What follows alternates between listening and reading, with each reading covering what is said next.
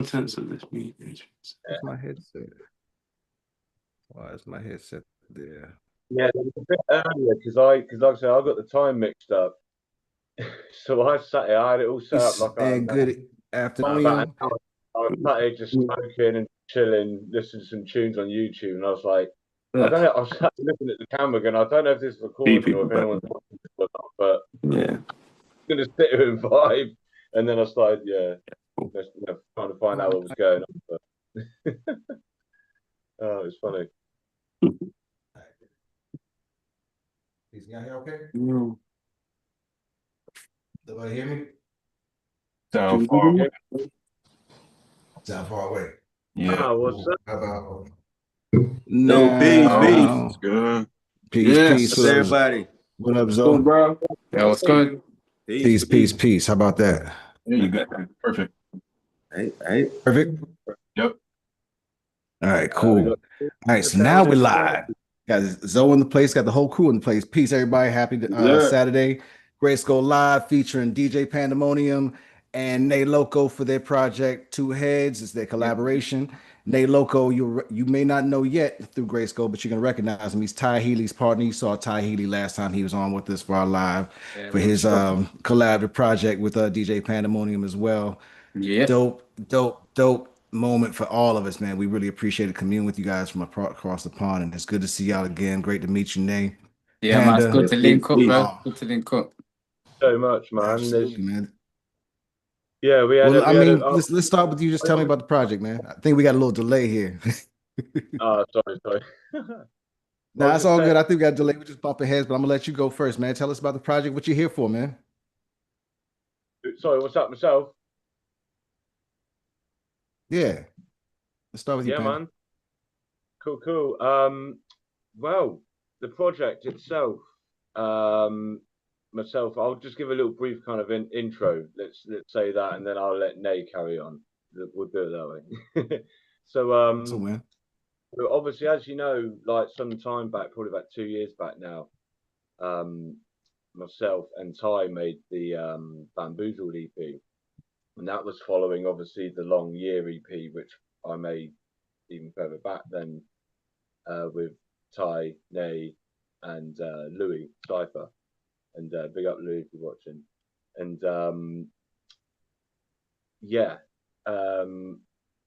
we essentially obviously made that. And at the time, even from that moment on, I was like, right, if I'm going to make do a solo joint kind of thing with Ty, with Ty, then, you know, I'm going to have to do the same. So, you know, so with my OCD, do you know what I mean? I'm going to have to do the same with Nay, I'm going to have to do the same with Louis, do you know what I mean?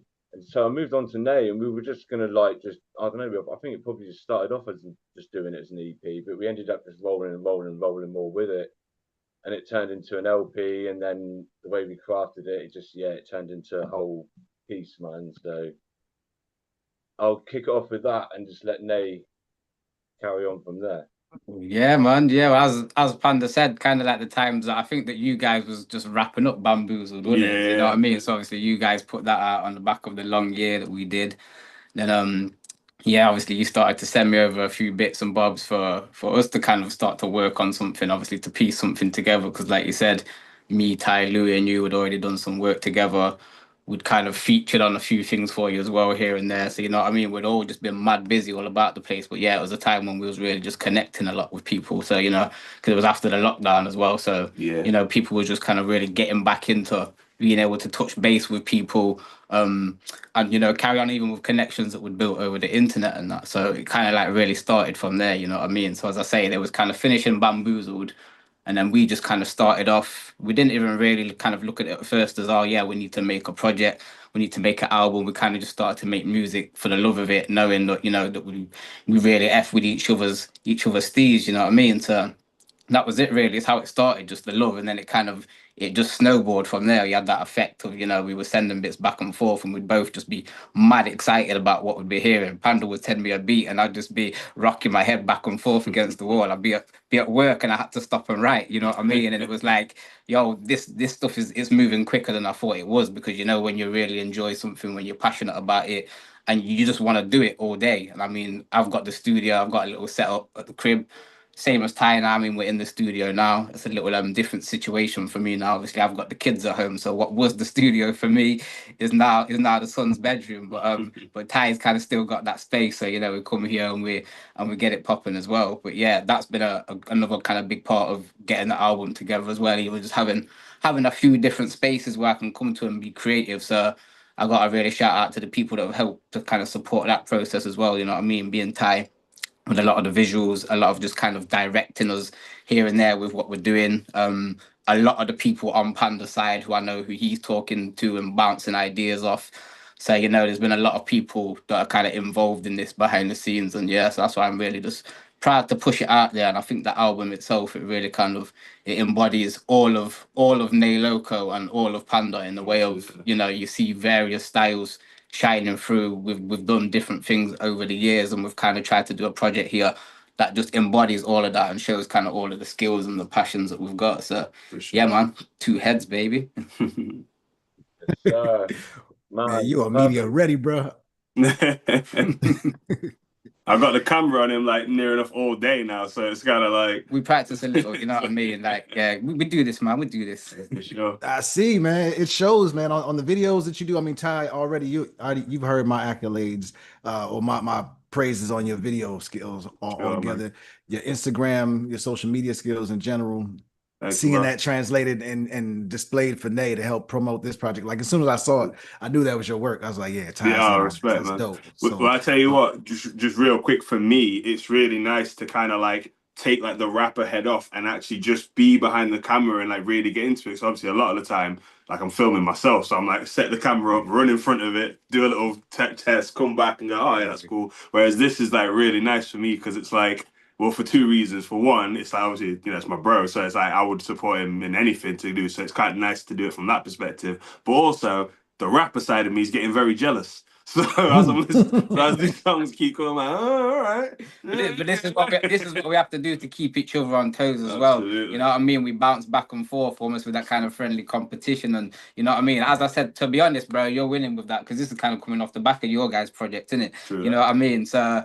To be real, again, like I say, you know, different places in life, we kind of do different things as such, but the music is what we always come back to. But for me, I mean, we started this project 2.5 years ago. As I say, it was at the start, it wasn't the kind of idea for it to really be a body of work. We kind of just started it off and looked to put our passion into it. But as the time snowballed, as I say, and the ideas came together, it just became something. However, along the way, being a family man, you know, working a full-time job and all of that kind of stuff, being around kids all the time and, you know, doing other stuff, even my fitness, I'm a fitness guy as well. So, you know, it takes a lot of the time out of the day, doesn't it? So, you know, and you know what it's like looking after little ones. Panda knows that as well. So, you know, it takes a lot of the time. So I think we both kind of had little breaks along the way where we kind of broke it up, but I think that was good just to keep us refreshed in ways. I think a lot of the time, people are doing projects and you almost kind of feel them becoming stale at a point because you're kind of trying to push for, you know, just for the sake of it at certain points. So I think it was really good that we allowed each other to kind of have that time to go away from it for however long we needed and then come back to it and really just get it down how we wanted it to be from start to finish. So, I mean, even in the finishing stages, it's kind of been like, right, it's done. But now we need to do all of this stuff. And again, there's no rush to do it. Let it kind of happen as it happens and blossom naturally. So yeah, man. Yeah, it's natural collaboration, man. I mean, that's my favorite way to work together with somebody else, is letting nature take its course instead of trying to force it. And that's what I heard listening to the project. I listened to the project at least twice this week. And I've been, you know, bouncing my way through, like picking pieces, like trying to figure out like what speaks to me, what can I speak to and about with what I've heard, man. I'm excited to go through it, man. So if y'all ready, man, I think we just start the ride and we'll continue the conversation with the rest of the crew as we get going on the ride. That work? Yeah, man, let's get into it. Let's go, man. Let's get in it. Let's get in it. All right, track 1. Y'all got to pardon me because my eyes are bugging today. Why am I bugging trying to find track 1? The all out order. There you go. All right. Peace. Here we go. A true spiritual feeling, a natural true spiritual feeling that, listen here, we can be as we want and let you enjoy it, let you embrace it. We don't have to be followers, we are leaders, but we lead all together as one. Nay Loco, Panda. Heads are better than One new family being built. Nay Loco, Panda. heads are better than There's one common goal, is to make music. Nay Loco, And the sharing skills daily. Panda. Sharing up from daily. heads are better than You want a fresh style? Let me show you. Man, first, just classic intro off rip. What do y'all want to do? Y'all want to just run, or you want to talk about it? Well, I was just gonna. All I'll say is, like, you know me. I love an intro. When it came to putting this album together, I'm not sure what a part of the PR and whatnot that I've put out on socials you've seen so far. But it's like I said, we got all the tracks put together, and when it came time to me, like, you know, doing my bit, putting my bells and whistles on, I wanted to approach it like almost like cinematic, like a movie. You know what I mean? So I kind of approached it with like instead of it being an intro, it's called, that's why it's, you know, called the prologue, opening credits theme. You know, and then we'll get some joints in, then we'll have, like, as an interlude, it's Act 1 into Act 2 and things like that. So with this intro, yeah, like I said, with every album, I've always got to kick it off with something scratch based 9 times out of 10, and yeah, this was like a quintessential, but yeah, slightly different kind of Pandamonium intro for this album that I think kicks it off. Yeah, the Sonics on there were perfect, man. The Sonics on there definitely sounded different, new, fresh, extremely unique, but familiar in the sense that, oh, this is a hip hop album intro. I know what I'm about to get into, and the Sonics were solid. So yeah, I love that, and the fact that you called it a prologue as well. After thinking about the fact that you sent me the director's cut of the album, it's like, okay, yeah, you're giving me the whole cinematic experience with this. So no, I definitely rock with that. I see the theme in action, and I'm excited about track 2. Ready? Thank you, man. That's just to quickly note. That's why you always get those little what sometimes might, especially if we're going through this track by track, obviously talking, you might hear some little bits at the end of the track that you might think, you know, a little bit out of context, like what's that all about? It's leading on to the next track, so it's all interlinked. You know what I mean? So I've tried to get it. I've been really kind of meticulous and kind of OCD about it, to be perfectly honest with you. Them transitions are bang on there. You got them good, man. It probably would have been out at the start of the year if I hadn't been so pedantic about it, but like.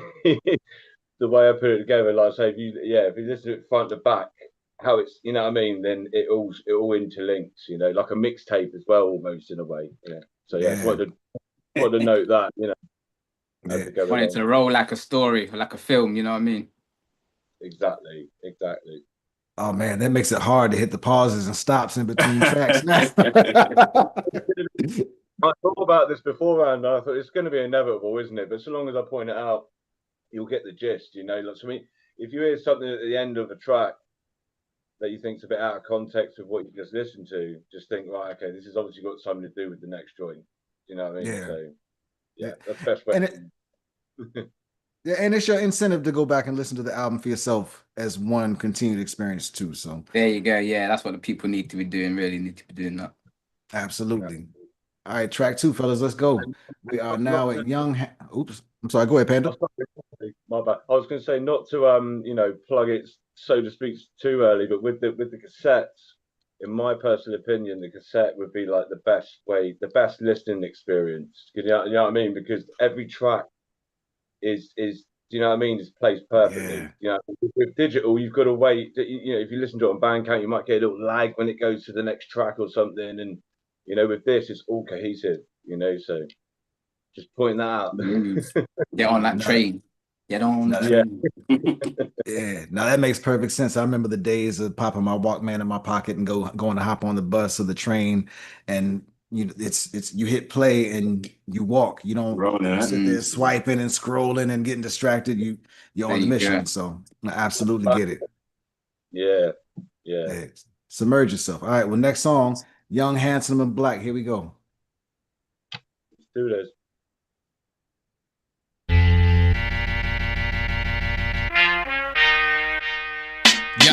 Yo, come check it, we so poetic, the flow's kinetic. You so pathetic, we'll leave you frozen, so phone the medic. The roads are hectic, the O's are metric, the stove's electric. Me, I put my eyes upon the prize and then we go collect it. The most respected, nah, I set the bar though when I'm rolling with the ride or die chick, that Tris Partlow. Sticking rappers up the way it's stuck on Mr. Marlowe, showing traits of Omar, and all I'm missing is the Scarborough. Breakfast time, hard-boiled eggs upon the hard dough. I woke up and watched some Donnie Darko, then I switched to Fargo. I've got a couple misdemeanors, never missed the bardo. Scriptures filling up containers, then we ship the cargo.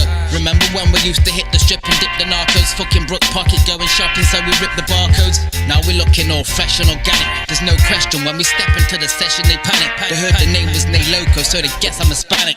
In the ring, I'm knocking teeth out, so get the ceramics. My verse is artillery, and yes, I'll definitely bang it. Say a prayer and slit a rapper's throat. Yes, I'm Islamic. Yes, I'm a savage rebel and a hero, all in one. It's no wonder why they calling me a Don. They a black leader, vocal preacher, local healer, more than your average track dealer. Scoff the whole pie like a fat geezer. Guess who's back? Guess who's back? Guess who's back? Guess who's back? Nay Loco, young, handsome and black. Kidnap rappers, dead man, ransom and cash. Guess who's back? Guess who's back? Guess who's back? Guess who's back? Nay Loco, young, handsome and black. Kidnap rappers, dead man, ransom and cash. Yo, rain or snowfall, we grind hard. You never been hard, squash you like a grape at the vineyard. Fuck the pigs and the government, we ride around in big cars. Yeah, you make the laws, but we in charge. Routine checks, searches and foolery, and street teens that will murder for jewellery. Communicating through the slang in my community. They talk later, let it bang in my community. There's soon to be a war, and when I'm all done fighting the fight, then I will be the one the streets adore.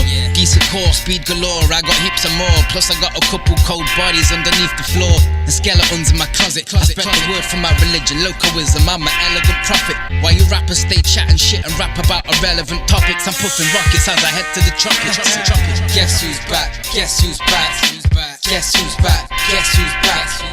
Nay Loco, young, handsome and black. Kidnap rappers, dead man, ransom and cash. Guess who's back? Guess who's back? Guess who's back? Guess who's back? Nay Loco, young, handsome and black. Kidnap rappers, dead man, ransom and cash. Nay Loco's back, badder than ever. Still running around the trap, steady stacking the cheddar.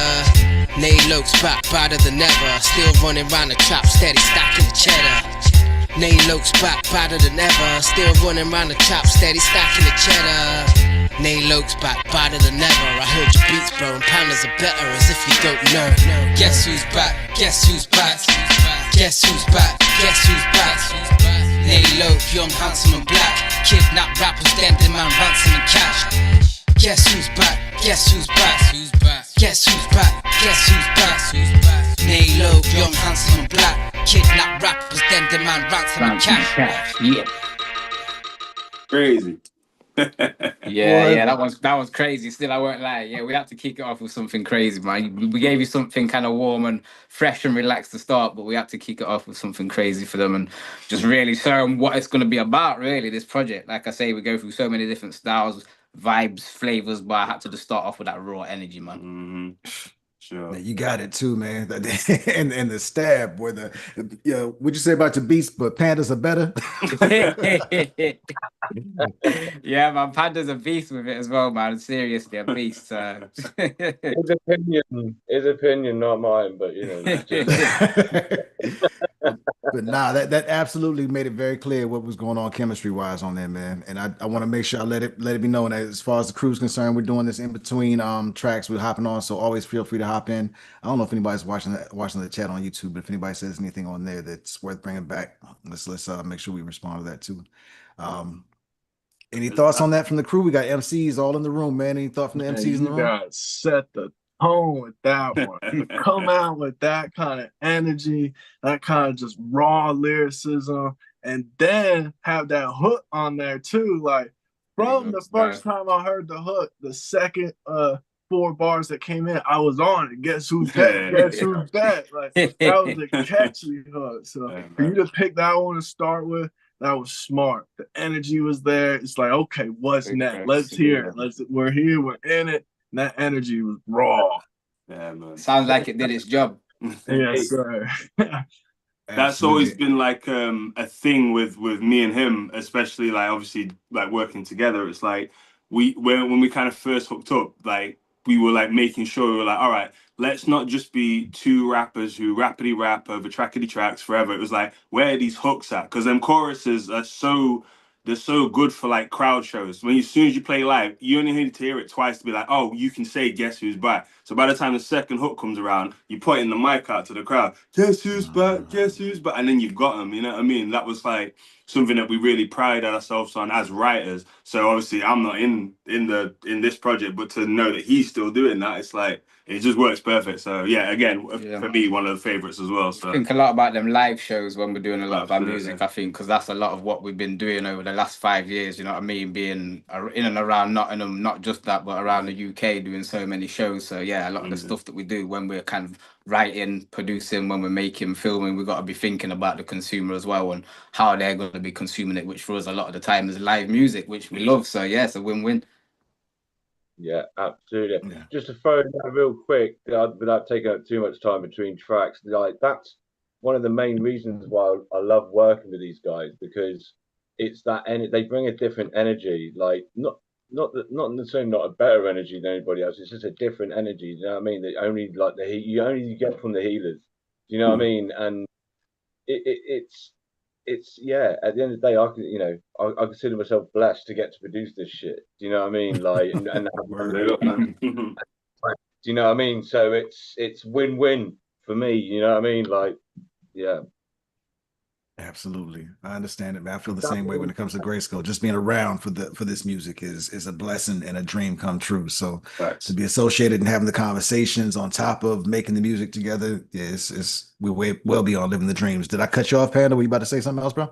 No. So I was just shouting out Louis Cypher because that's like where it all kind of started. You know, yeah, that's all. You have to give us some words on him after the next one, man. I think we'll rock the next one to come back and shout out him, and then also talk about the album release date and some more things. All right. Yeah, cool. I'm just gonna whip off and get a drink real quick. That works. And this next one is cartoons featuring Veronica Kane. Nay, I'm gonna ask you about Veronica Kane after this too, bro. All right. All right. Let's go.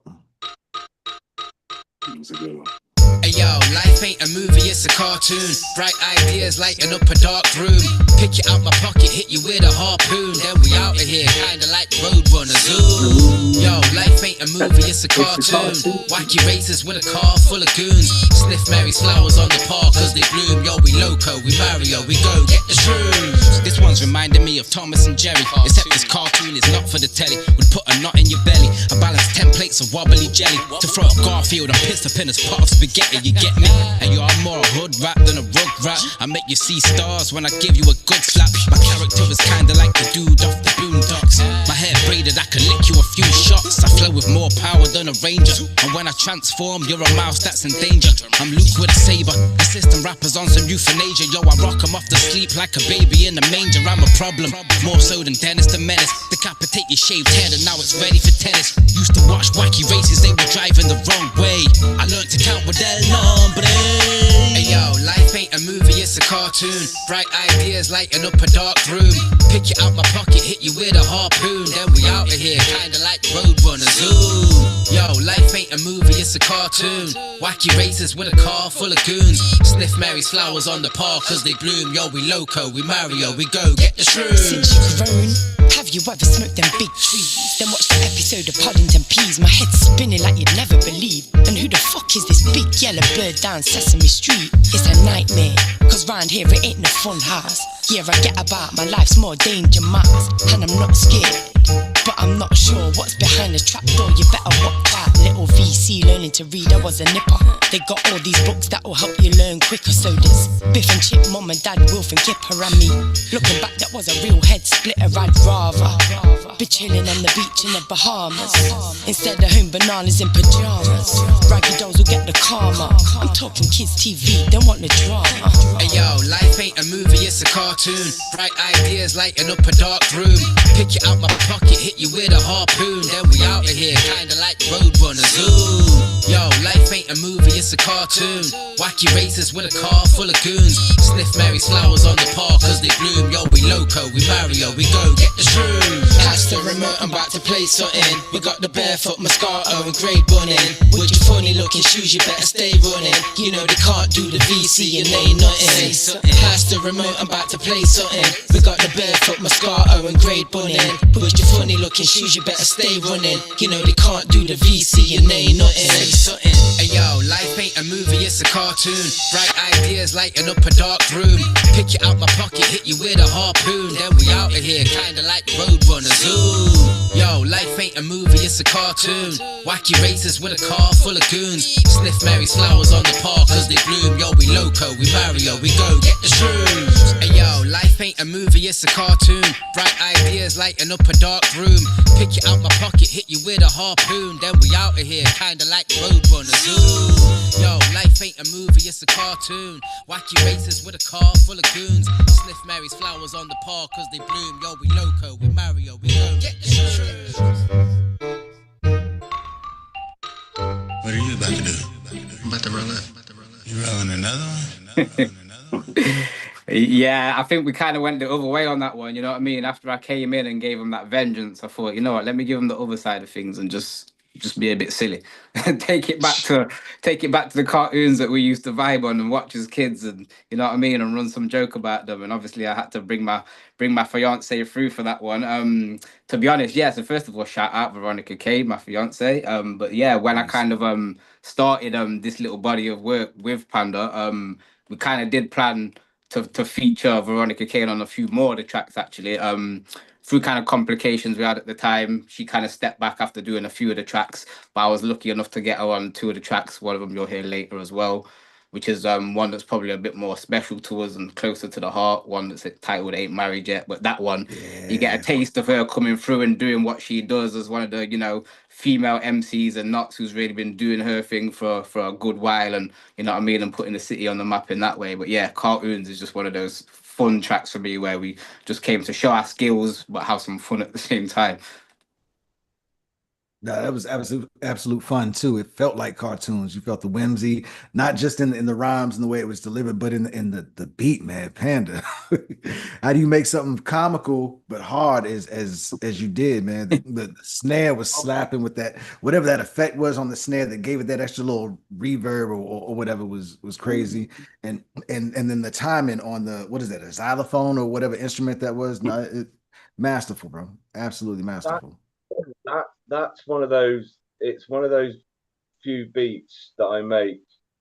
So having a little daughter from obviously baby up until now, she's 8 going on 9, and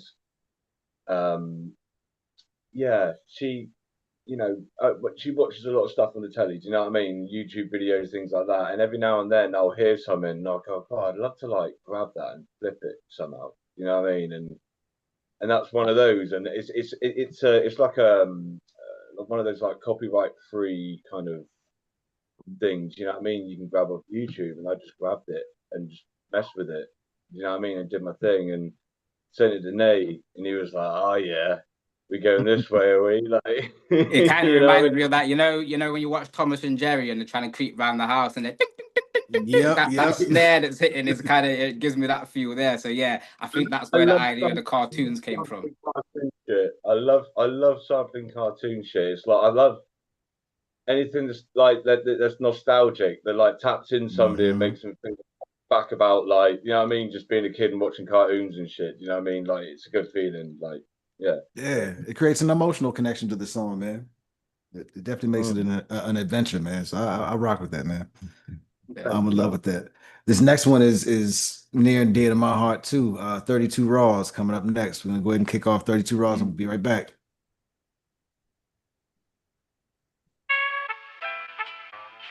What are you about to do? I'm about to roll up. You rolling another one? Yeah. Oh. Why? You okay? Yeah, I'm good. Why? I don't think it's necessary. You about to cry? No. I'm already high. I'm tired. You trying to get this boy high. Take me home. Yo, if I roll up 32 RAWs, I'll get the munchies and I might wanna cuddle you. Stop like a red traffic light when I look at you. Got me goose fair like one hand on a buckaroo. I had a windproof light and sat at the bus stop. It's hot, but we call it the bud stop. I probably should stop. My friends say I'm spending too much guap. The docs looking at my lungs saying they could rock. What? Morning wake and bakes, nights like this. Sunny afternoon, excuse me while I light my spliff. We got mean green broccoli trees. Fuck the feds, they all my eyes are so red you'd think I've got a disease. Top of the trees, blowing blues, couple Aussies of cheese. You could catch a contact high, just offer the breeze. Jeez, if you ain't never puffed the piff and fell into a coma, then don't tell me you's a stoner, cause I'm here and I just copped a brand new batch, about to hit the lab. This pack of 32 is the war blast. Yo, I just copped a brand new batch, about to hit the lab. Puff and pass, yo, this piff it won't last. Yo, I just copped a brand new batch, about to hit the lab. This pack of 32 Rizzler won't last. Yo, I just copped a brand new batch, about to hit the lab. Puff and pass, yo, this piff it won't last. I smoke piffle on the Monday and piffle on the Tuesday. Gorilla Glue, Armageddon, Wednesday was Blues Day. Grind all the time, kick and push like I'm Lupe. 2 J's, watch the sunset into a new day. A few straight boys stuck to my sweater. Thursday I found the fire, but it could have been better. That's if you flushed it, you gave it time to cure. That's a good tip, but more time they need the money quick, so they rushed it. But if you drink the alcohol, then you can't penalize it. I guess I'll be a criminal until they legalize it. Some with court cases, paying lawyer fees behind it. Shout to Jar Rastafari, cause he designed it. So roll it up, cause it's the first of the month. I got the raw riz, plus I got the dirtiest skunk. I blow an Irish waterfall and they cheer at the stunt. Happy New Year, people, this the year of the blunt. Hey yo, I grind up and roll up, grind up and roll up, grind up, roll up, grind up, roll up. Yo, I light up and smoke up, light up and smoke up, light up, smoke up, light up, smoke up. Yo, I grind up and roll up, grind up and roll up, grind up, roll up, grind up, roll up. Yo, I light up and smoke up, light up and smoke up, light up, smoke up, light up, smoke up. Just copped a brand new batch, about to hit the lab. This pack of 32 Rizzler won't last. Yo, I just copped a brand new batch, about to hit the lab. Puff and pass, yo, this piff it won't last. Yo, I just copped a brand new batch, about to hit the lab. This pack of 32 Rizzler won't last. Yo, I just copped a brand new batch, about to hit the lab. Puff and pass, yo, this piff it won't last. We have an abundance of cannabis. Rastafarian community in Cape Town says cannabis is a religious and cultural sacrament. People here say they were often victims of police raids in the past. Now they can smoke and grow what they call a religious herb freely. While it will take up to 2 years for laws to be officially changed, it's now legal to grow cannabis and consume it privately. It's still illegal to sell or buy it.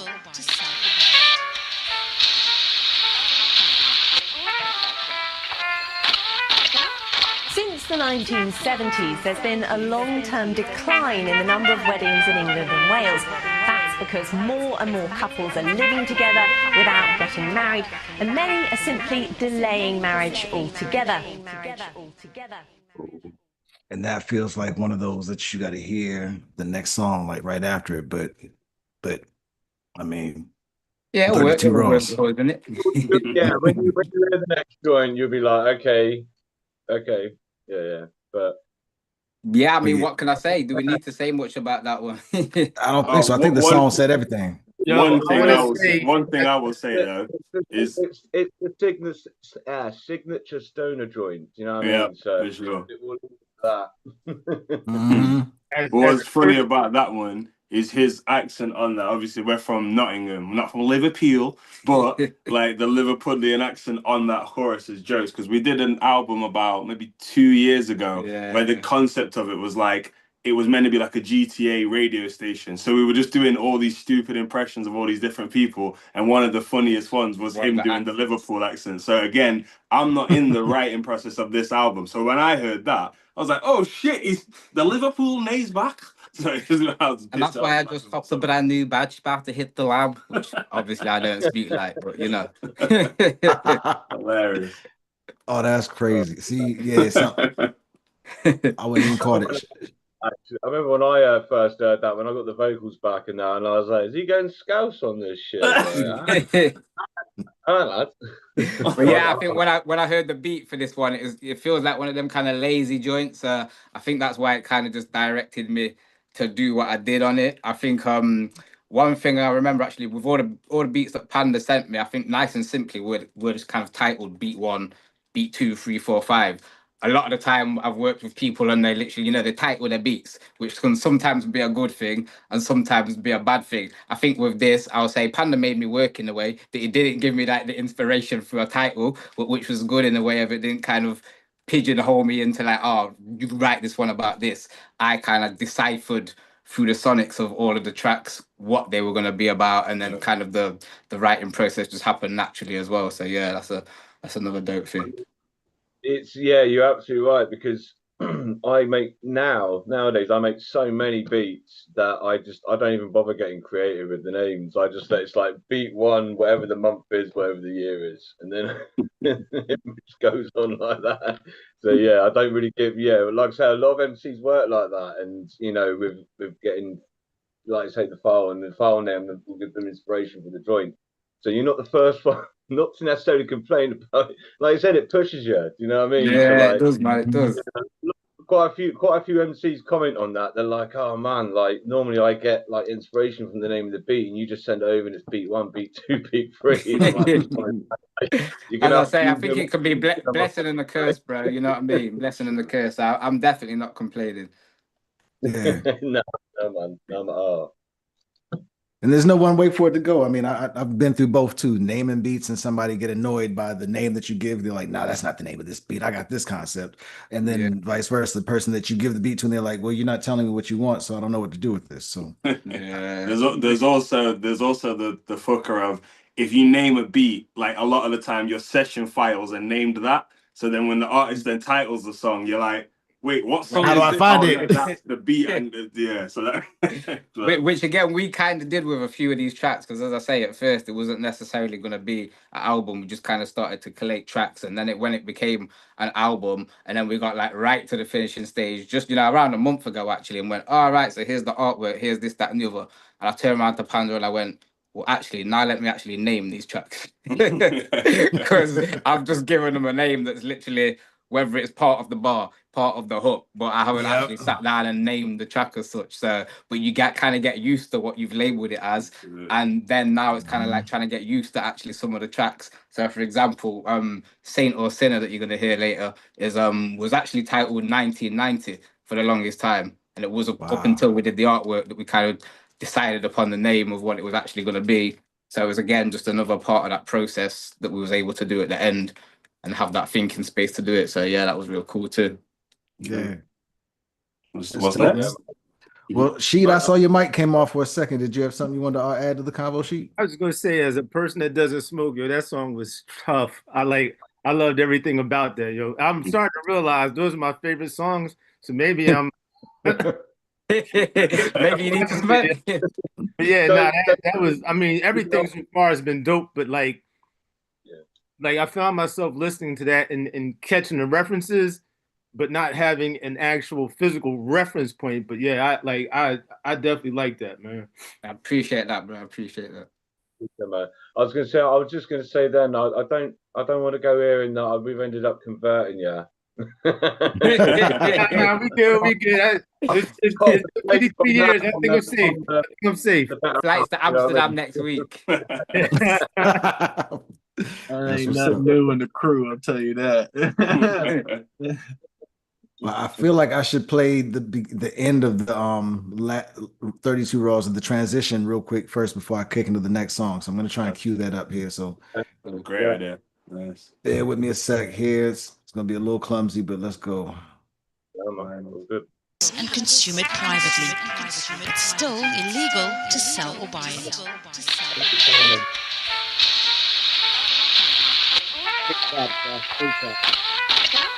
Since the 1970s, there's been a long-term decline in the number of weddings in England and Wales. That's because more and more couples are living together without getting married, and many are simply delaying marriage altogether. Now, though, weddings are apparently back in vogue. Marriage is up 5%, according to the latest figures from the Office for National Statistics. It might be getting more popular, but there are still clear generational differences on marriage.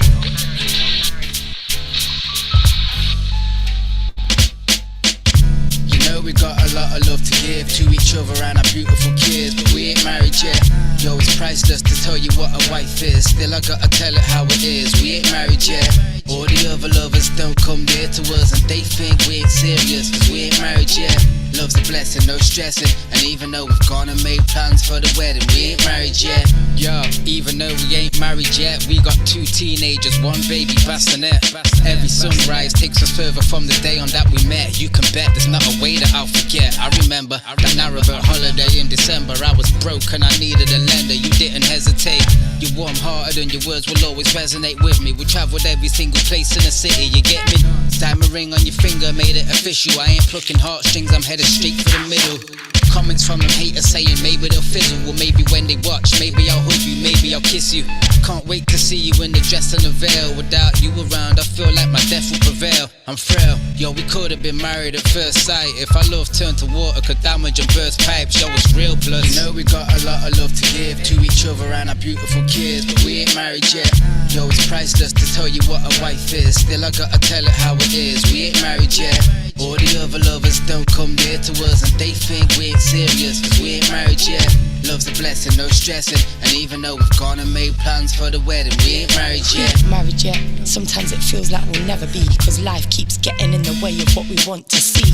Nothing comes for easy and free, but if money weren't an object, I'd be giving you that castle key. You're my boat buddy, got my own body, it's warmer wearing your hoodie. Never alone cause you're walking me, setting the tone and supporting we got forever and a day, all eternity. 10 years and going, 10 years and showing no signs of go slowing. Even my bro know it. We ain't tight and polite, we're bunning piff, drinking brandy and we party all night. When they're saying when's the wedding, yeah, we tell them hush. Cause when you got forever, there ain't no need to rush. We'll get there one day. Until then, I'll carve our names in a tree. In a heart, Nay Loco and VC. Will you say I do? Will you say I do? Will you say I do? Yeah, I'll say I do. We say I do. We say I do. Yeah. We say I do. Yeah, I'll say I do. Will you say I do? Will you say I do? Will you say I do? Yeah, I'll say I do. We say I do. We say I do. We say I do. Yeah, I'll say I do. You know we got a lot of love to give to each other and our beautiful kids, but we ain't married yet. Yo, it's priceless to tell you what a wife is. Still, I gotta tell it how it is. We ain't married yet. All the other lovers don't come near to us, and they think we ain't serious, cause we ain't married yet. Love's a blessing, no stressing. And even though we've gone and made plans for the wedding, we ain't married yet. You know we got a lot of love to give to each other and our beautiful kids, but we ain't married yet. Yo, it's priceless to tell you what a wife is. Still, I gotta tell it how it is. We ain't married yet. All the other lovers don't come near to us, and they think we ain't serious, cause we ain't married yet. Love's a blessing, no stressing. And even though we've gone and made plans for the wedding, we ain't married yet. Nay Loco and VC. I never do a la like this. Gotta be something for me to write this. Nay Loco and VC. I never do a la like this. Nay Loco and VC.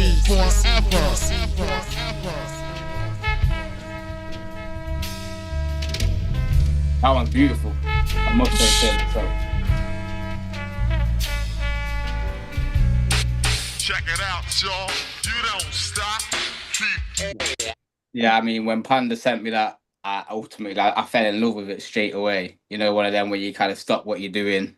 It's like it's ready to be written. You know what I mean? We all have feelings and emotions already within inside ourselves anyway. You know, as artists, it's a good place for us to kind of let that out. And certain times, you know, you can hear something, you hear a piece of music, and it just brings that out to you. You can just relate to it straight away. So I felt like on that one, I was able to almost just wipe my heart on the page and then say to my fiance, come in and do the same thing. And that's what we did, and that's what we created.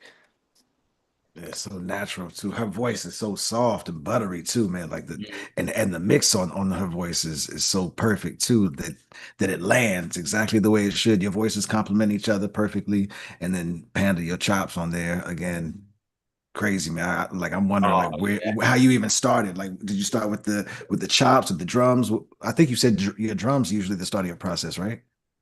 Nine times out of 10, yeah. I don't know. No, to be honest with you, it starts with the sample. I'll find a sample first, and I'll think of what to do with it, and then I'll go into Cubase, and then I'll start with the drums. You know what I mean? And then I'll whack the sample in, and chop it up and whatnot.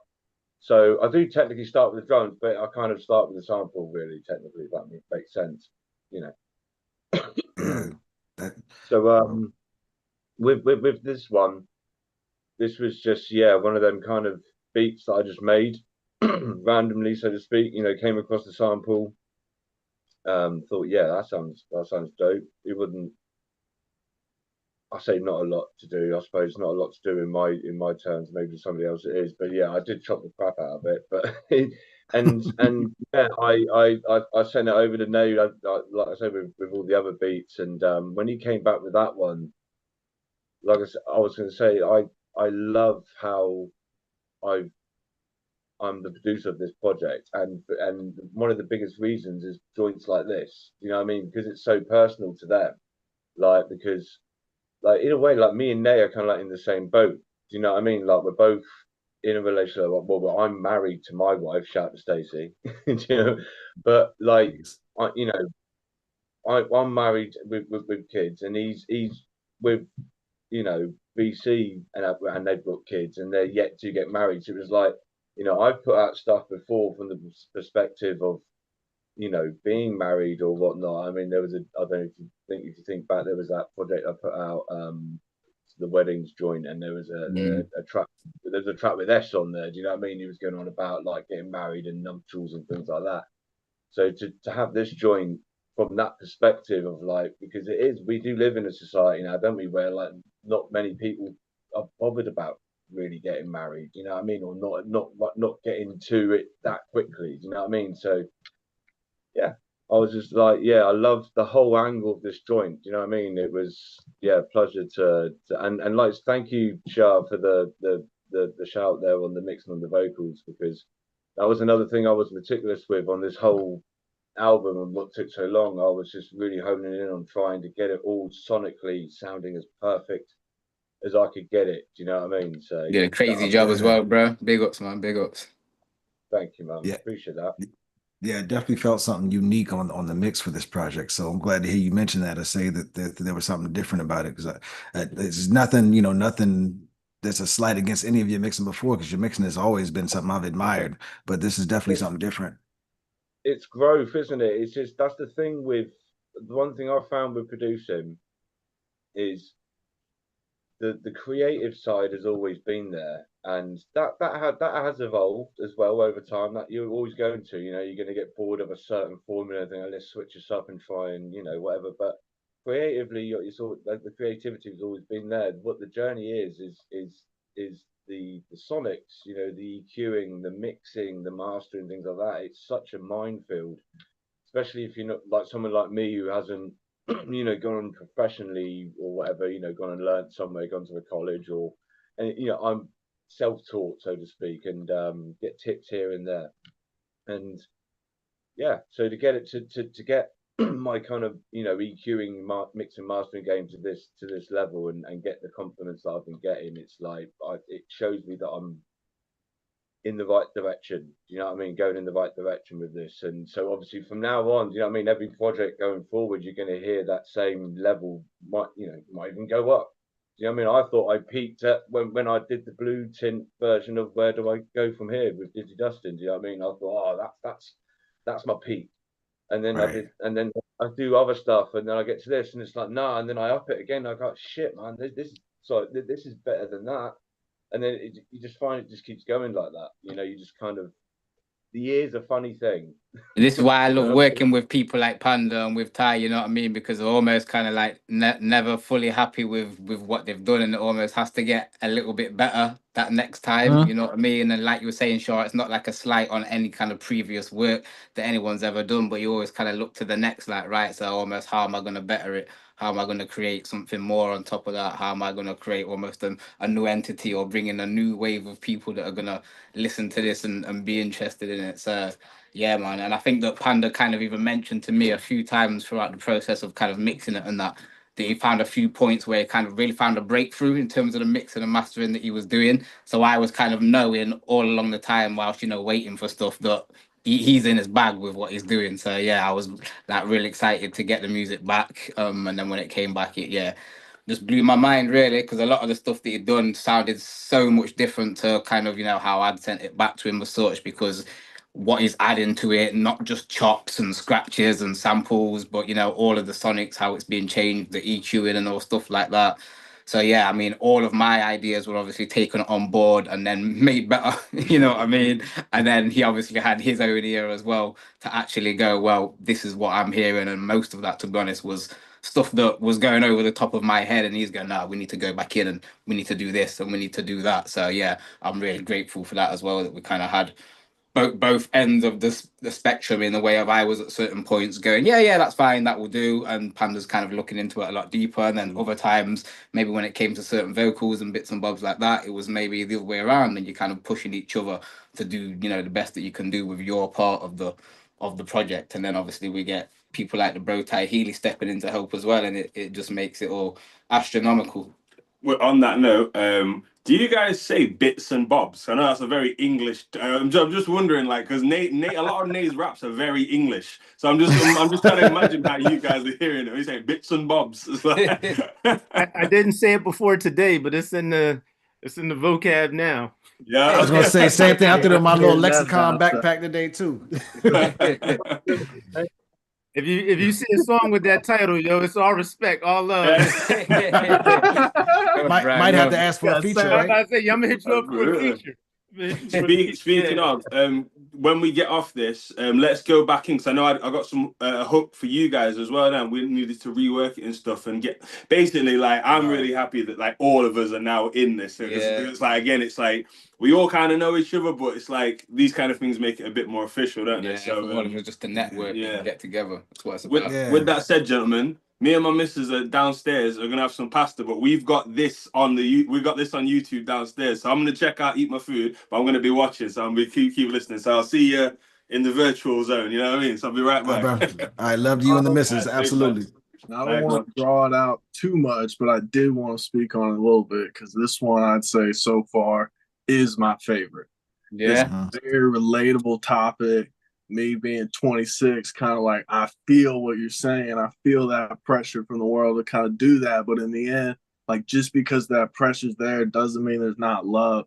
And I think that's kind of the whole topic of that main thing. It's just kind of like, it's not about what's going on there. It's what's going on between me and you. And then being able to have it in such a unique situation where you get both perspectives, and it's not like, okay, this rapper is telling it from their perspective. No, it's the relationship is there, where it's like you get that perspective within it. It's not just two different perspectives of, you know, male and female. It's very, very unique that you guys were able to pull it off too, and that she, you know, matched you on that level, where it's not just like, oh, I wrote this, I gave it to her, and you know, it's her voice. No, it's not that at all. And it's just like executed so well. I could see this one being a hit easy. You know, love, really appreciate that, man. You know what? But first and foremost, on just to mention on that real quick, bless, man. Thank you so much. Like those comments mean so much. But this is what I was saying like about before. Do you know what I mean? Like the fact that like they're both on the joint, and it feels so authentic as well. Like it's so. Do you know what? Funnily enough, in a way, because with marriage, you're making obviously like a legal commitment, aren't you, to each other for life and things like that. It's more, you know, the missus will probably shoot me for this, but it's a song and, you know, it's a song and dance for legality. Do you know what I mean? But with this, you know what I mean, with this track, going out into the public domain. Do you know what I mean? And being out there forever now. Do you know what I mean? Like that itself is beautiful. Do you know what I mean? It's like that's cementing in itself. Does that make sense? Yeah, it's like a form of marriage in itself, in its own. Yeah, it's cementing in itself. So like I mean, like if a marriage is a union of two people, the song's a union of two souls.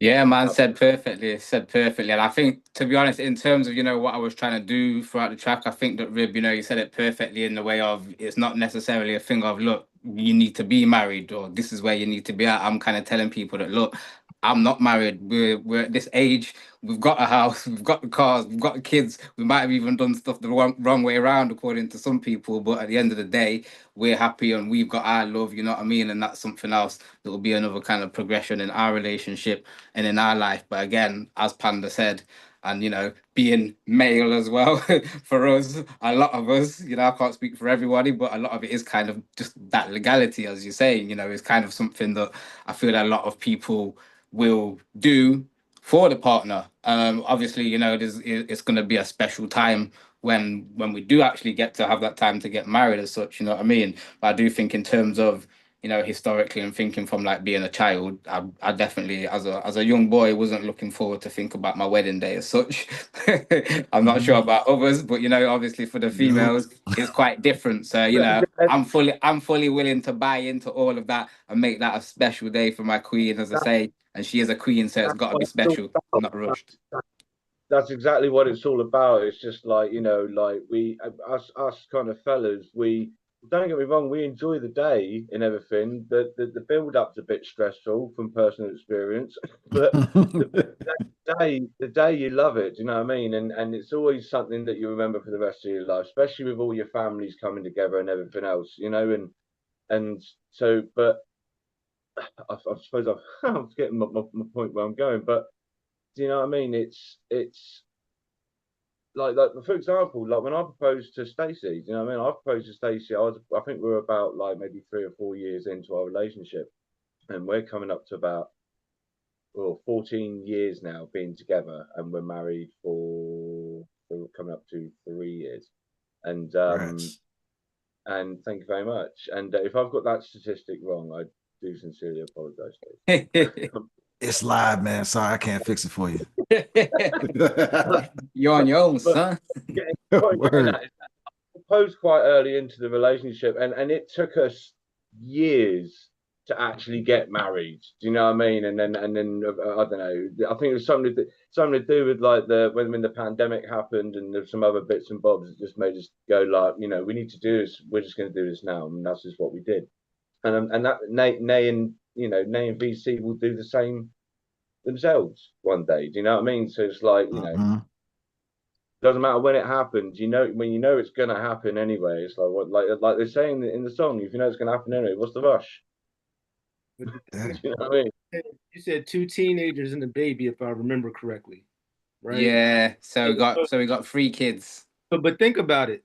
So if you have that much time invested, you've eclipsed 80% of the marriages. You feel me? So like, it's weird. And the people that want to apply the pressure may not even be happy. You know what I'm saying? So like, I don't know that there is a right or wrong. Like it's what works for y'all. But like the beauty of the song to me is kind of like what Reballing was saying. Like I try to put my family on every project I do, but my wife does not rhyme.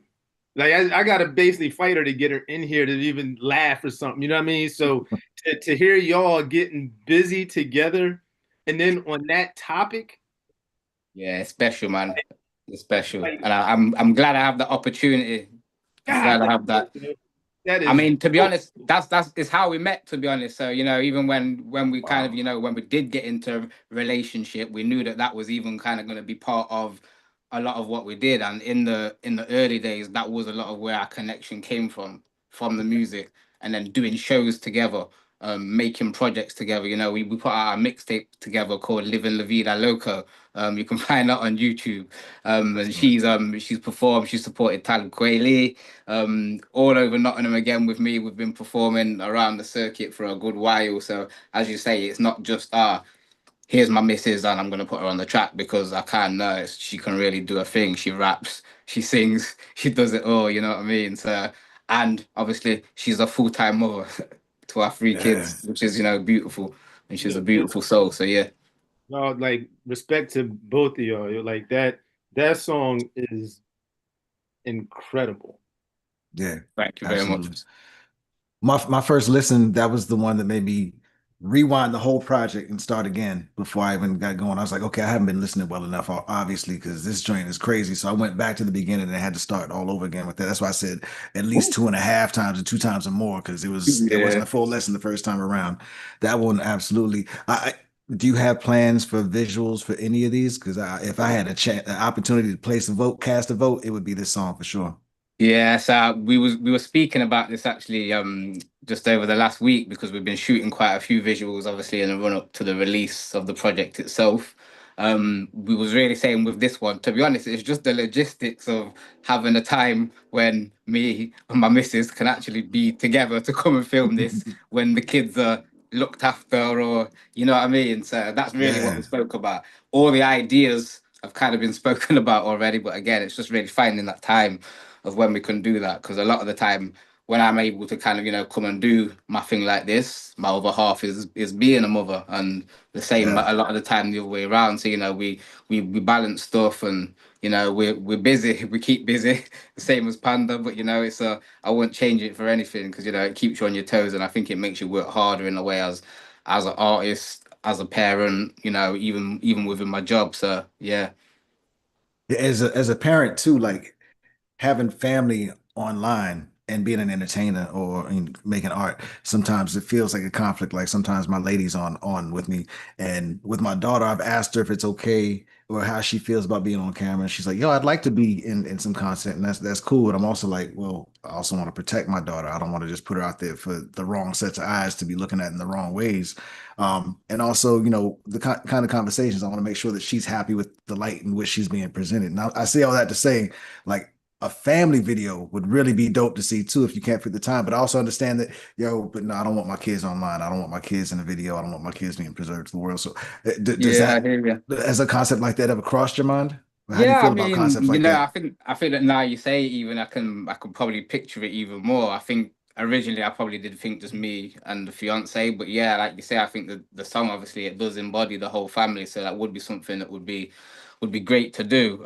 In terms of my kids and kind of what you said in terms of protecting them as such, I mean, obviously my 3-year-old daughter would probably be the one that would kind of bring those thoughts to me, in the way of I would have to decide whether that's something that I wanted to do. The 2 older ones, out of them, one of them has actually followed very much in my footsteps, and she's actually out today doing a show herself. She sings and she plays guitar. So yeah, she's played in a band with her uncle and an auntie. So you know, it's a musical family. So she would be straight on it, and I wouldn't even have to ask. She's been involved in doing artwork for us before. Anything we've not done actually is play together. So yeah, in that way, I know that I could get her involved in it, and my son as well. You know what teenage boys are like these days. They think they're God's gift, so I'm sure he'd jump at the chance. Yeah, no question, man. Well, I would love to see. I would love to see that. I'd love to see an interview with you and your wife. I mean, just it creates so many questions and so many different pieces. Like, oh, yo, I'd love to learn more about what's going on in this world. So let's figure out share, man. Thanks for sharing the song, man, and the experience. Welcome, appreciate that. All right, so we're on to track 6 now, and this one is called "You Don't Stop." It's Act 1 into Act 2. Panda, we're on the director's cut with this naming convention. Is there anything you want to say before we hit play? I was going to say, yeah, if I just mention about it now, then we can just roll straight through to the next one, can't we? So yeah, like I said before, piece the album together like an album, like a movie, so to speak, or a screenplay, so to speak. And I thought, obviously, like when I normally do albums, I like to do interlude skits or things like that, you know, to make it interesting. So with the interludes, I thought I'll make them like intervals almost, you know what I mean, to like kind of bridge the gap, split the album up a bit. So this is Act 1 into Act 2, and then it will continue on in the it helps bridge the pace as well, because there's a change of pace between what we've heard before and going into the next joint. We needed like a bridge to kind of go between, what I mean? So got you. All right, hope you enjoy. Absolutely. Check it out, y'all. It don't stop. Check it out, y'all. It don't stop. Check it out, y'all.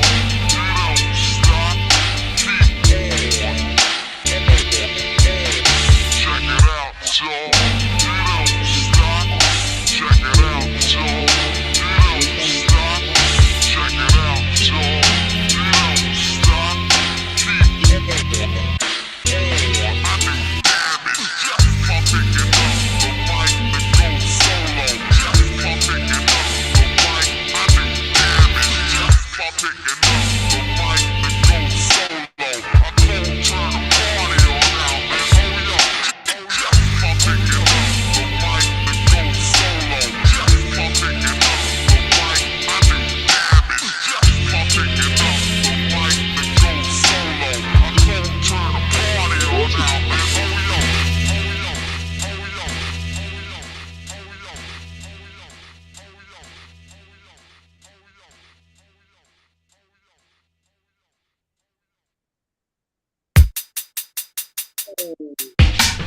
They salute me cause I grind, my work rate is sky high. Yeah, my city knows that it's my time, I'm in first place and I'm fly. But yo, sometimes I have bad days and then worse days and I cry. I'm exploring on different pathways from my birthday till I die. Yo, I've worked that hard 9 to 5, bro, ain't never took to no gyro. I sold out moving at hydro, we was ducking, diving and 5-0. Many times I work nights, bro, thinking where did my life go? Writing rhymes until the sun come up, just me, myself and my Byron. I was born in the year of the 1990s, so that's why I sound like this. I'm getting older and older, I've been a young gun ever since young Neef and Chris. I was bagging up decent piff, that pucker, that pollen, amnesia and shit. Shacking up boots for the peas and shit, any decent kicks, then we teeth them quick. When we used to roll streets as kids back then, had to run from policemen's sticks. And they ain't show no respect, so disrespectfully is how we gotta treat them pigs. Some get rich, some get clipped, some are lost and I missed. But I'm blessed with a gift. Yeah, it's tough, but I'm still trying to teach these kids to survive in the jungle, how to thrive and win the Royal Rumble. I've been teaching, reading how to ride a bike, how to ride a mic and not mumble. Fuck what they teach in the school and college, why they're creating fools with knowledge. They don't teach us to manage the cabbage, I was struggling, guzzling, gruel and porridge. Oliver Twist, begging for more, they gotta take risks, they selling the raw. Inflation is higher than ever before, and nowadays pigs are making up laws. Turn on the TV on BBC 4, see war and try to get to the cause. Ask for all of your sins, you might get to repent when you get to the morgue. When you get to the morgue, when you get to the morgue, show respect to the Lord. When you get to the morgue, yeah, I hope that you paid all your debts to the Lord. When you get to the morgue, when you get to the morgue, show respect to the Lord. When you get to the morgue, yeah, I hope that you paid all your debts to the Lord. I'm not a saint or a sinner, I'm thinking, what am I? We ain't handed no chances, that's why we gotta try. We can pray to all the gods, but there ain't one inside. People scared to live their life, cause they don't wanna die. I'm thinking of life in about 20 years from now, and I'm hopefully thriving. No man can't foil my plan, but I still see two-faced folks are conniving. I was surrounded by snakes and rats, but I still stayed close to the lions. No peace and police are pissed because we stood tall when we're supposed to be dying. By 25, but we learned to duck and dive, so we made it out alive. Left the craziest of lives, sold narcotics, played with knives. Some went jail and paid the price. We got babies, we got wives, we act right when they arrive, cause we protect us, teachers and leaders, the babies and kids who inherited our features. Cause we spend all our money on Jordans and don't buy a house, they're inheriting sneakers.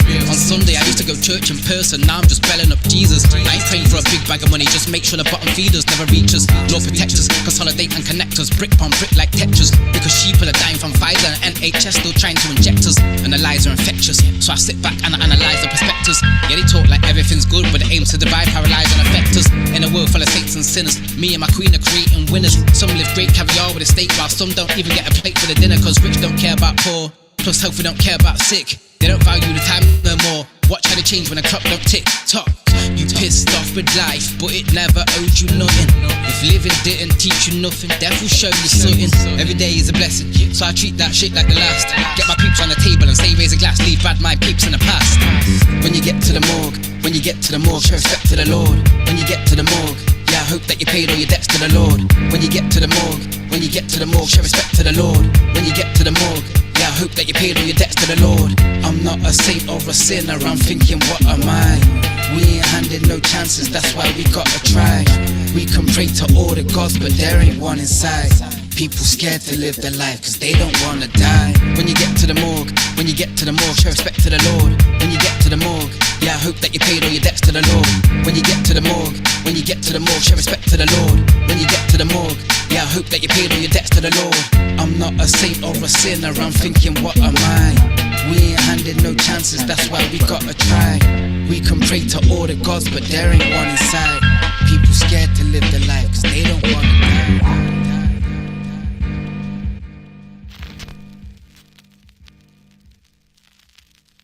Man, Ain't no sinner.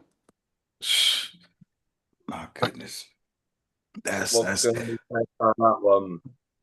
I'll let Nay kick off. I'm trying to keep quiet, but goddamn. You know what's funny? I was going to ask Q what his thoughts were first and foremost. It was funny that he jumps in right now. Yeah, that was. Kick it off. And also, if no one's doing anything with the interlude between that track, I want that shit. No, the interlude was crazy. The drums were crazy. That track right there, that's speaking my language like all the way. I've enjoyed everything so far, but that right there spoke to me. So yeah, like everything about that was perfect. So yeah. Respect, bro. I appreciate that. I tried to get real kind of, I got real lyrical on that. Like I say, I come from a era where that's really important. So I think that, putting that within to all of the work that I do is kind of like the basis of my work. So I feel that doing that, but almost kind of adding some texture to what I do in terms of the substance of what I'm talking about, and also how I deliver, still trying to keep things kind of fresh, fun, and come with a few different flows and styles is really just what I'll be trying to do on that. And listening to it back myself, I think I did all right on that one still. So yeah, big ups. Yeah, you did more than all right, man. That cadence is absolutely what made me think of Q, because I know Q loves playing with time and deliveries. And no, that absolutely, the two of you, I'd love to hear the two of you on something together. And Panda did that mad bit at the end, man, where he kind of like made it give that drum and bass kind of feel, you know what I mean, with those drums, and that was just crazy, yeah. Yeah, that was stupid. The snare drum on the quarters, yeah, that was dope. Yeah, I mean lyrically, so I'm a lyrics, like I enjoy the music, but like if you're not rhyming, I'm probably checking out quick. And like I'm hearing stuff in each of these songs where I'm like, yeah, the boy got it. So, respect, fam. Like I was a fan, but like I'm becoming more and more of a fan as this goes on, So definitely Big good. ups, man. Big ups. What you nailed it, man. I mean, sorry, just to let you know, even though I whipped out to get a drink there, I could hear every word that was being said. So big up, man. Really appreciate that. And yeah, Nay, like you said, I mean, all the like big emphasized kind of like things I could say, like smashed it, killed it, and it doesn't do it justice. Do you know what I mean? Like slayed. None of it does justice. You know what I mean? This to me is like, because obviously tempo wise, it's a little bit out, because I'm normally known for a regular kind of like boom bappy kind of pace. So when I go outside of that, sometimes it's if I'm going to go outside of it, I'm going to do it well, and I'm going to do it interestingly as well. Do you know what I mean? I'm going to still make it Panda. So when I find the right break or the right, whatever for that, I'm like, oh yeah, like, that is like a beat essentially that was built around the sample. I found the sample and was like, okay, grab that, put it into Cubase before I even did any drums, and just kind of like, adjusted the tempo for it according to the pace of the joint, and just kind of built around that, cut it up and everything else, and then added the drums, and it was just one of them joints. I was like, right, as soon as I made it, I was like, this is going to Nay, without a question. This is going, because if I remember when you sent it over to me as well, actually, I think you was like, it's a bit weird, but I heard it and was like, weird, like, nah, this is the shit. You get to the morgue, when you get to more respect to the Lord, it's crazy. Usual kind of tempo, like for me, but like I'm feeling it. Let me see what you think. I thought, because I felt something with it. I thought after listening to it back and I bounced it down, I was like just vibing to it. I was like, oh man, like, you know, without sounding big-headed, like, oh, pat on the back there, Pan. You know what I mean? Like, yeah, man, you deserved it. I'm feeling this one, and I was like, but I can't just do anything with this. Do you know what I mean? This is one of those beats I'd really need somebody to like nail it. Do you know what I mean? This has to go to Nay, and yeah, obviously what Nay sent back, I was like, that one's actually my favorite off the album. To be fair, yeah, out of all the tracks, yeah, that's the one that hits me the most. We've actually got a visual for that dropping tomorrow with the album as well, so we've got another one there, so ready to go. I can't wait to see it, man. Please send a link when it drops, man. Please. 100%. We'll do. Yeah, we'll try on that out for you for sure. Yeah.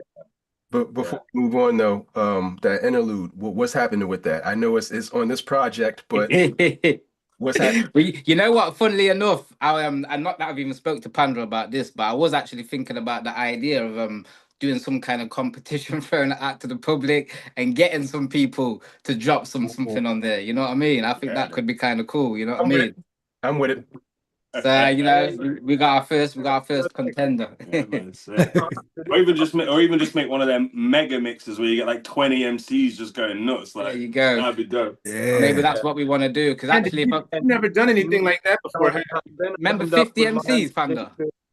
So then my OCD will kick in. I feel like the more MCs there is, the more I'm gonna have to switch up the beat, and we're gonna end up with. It's gonna take 6 years. That's what we did last time, innit? You've never done anything like that before, have you? Going back a few years, we did the 50 MCs on one track, didn't we, Panda? 50 or 40? Was it 40 or 50 MCs, I think? Whoops. Sheen, you were on that too, right? But yeah, that's an awesome idea with those beats, because that's what I was thinking. Because we've got some other joints kind of in the bag, like on the, what do you want to call it? Do you know what I mean? Just kind of simmering in the background. Do you know what I mean? A joint with Ty's. I always like to say better half. When, do you know what I mean? Harley. Oh yeah. And things like that. And we've kind of just left them and said, like, leave them for a minute. Let's concentrate on this album.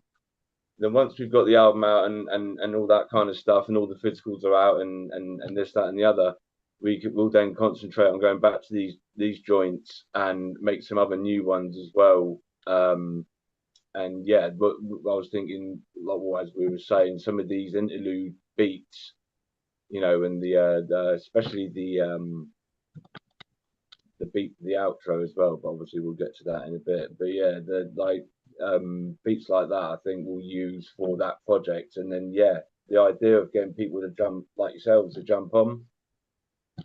I think they do a real good job on this album in terms of just like breaking things up and that. So yeah, I'm real glad that you put them in there. And obviously, like I say, you just showing off some of your skills as well. You got to have that time to show off that Panda flair as well, aren't you, man? Why not? That's a perfectly balanced collab. Yeah, you get a good. I mean, and this song is a perfect example. Like, you two were evenly matched. I mean, the beat was going crazy and losing it, and the rhyme was doing the same. I mean, it was competition, but at the same time, it was, you know, complimenting one another.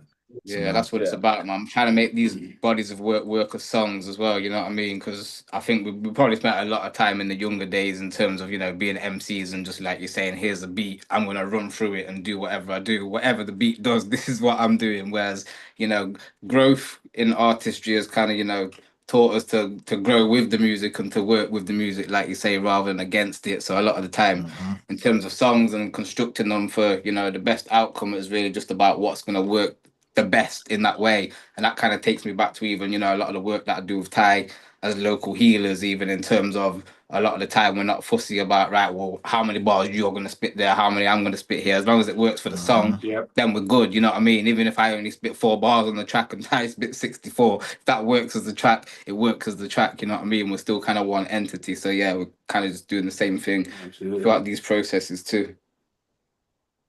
Love that. Rock with that. All right, so next up, man, we got Lost Folks. Let's go. That's great. Panda got me in my feelings on this one. I gotta talk to him.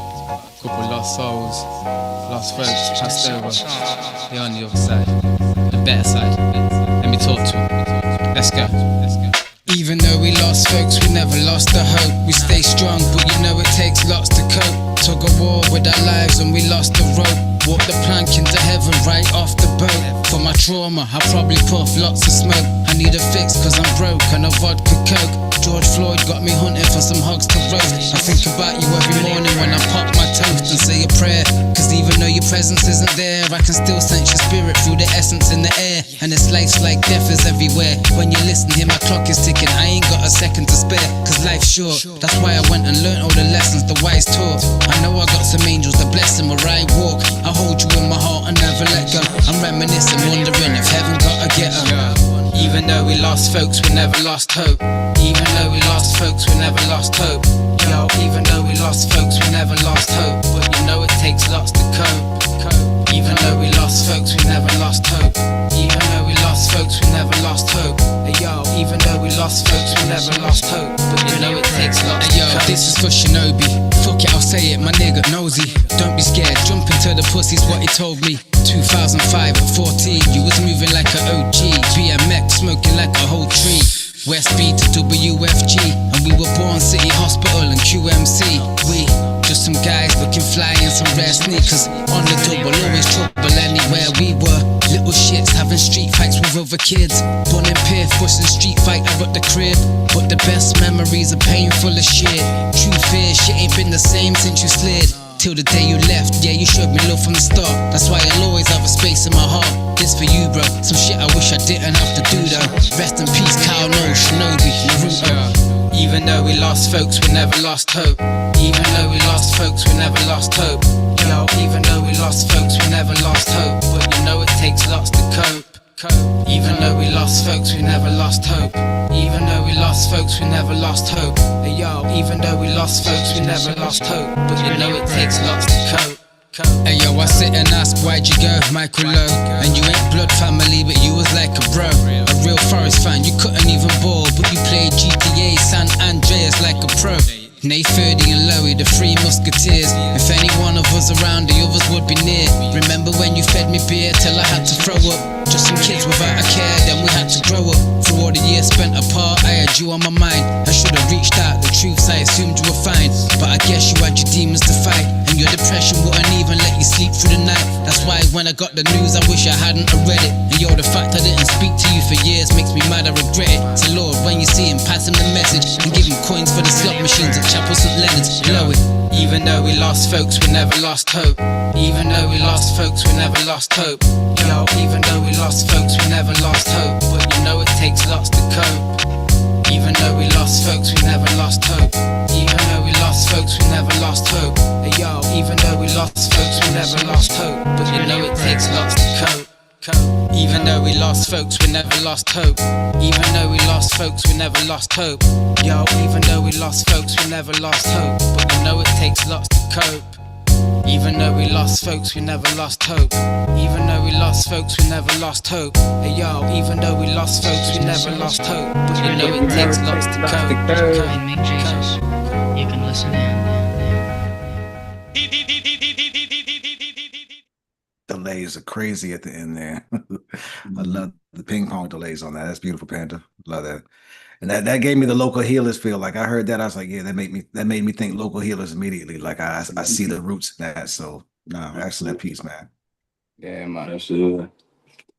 But yeah, close to heart, that one. Obviously, you know, the topic is it's an emotional one.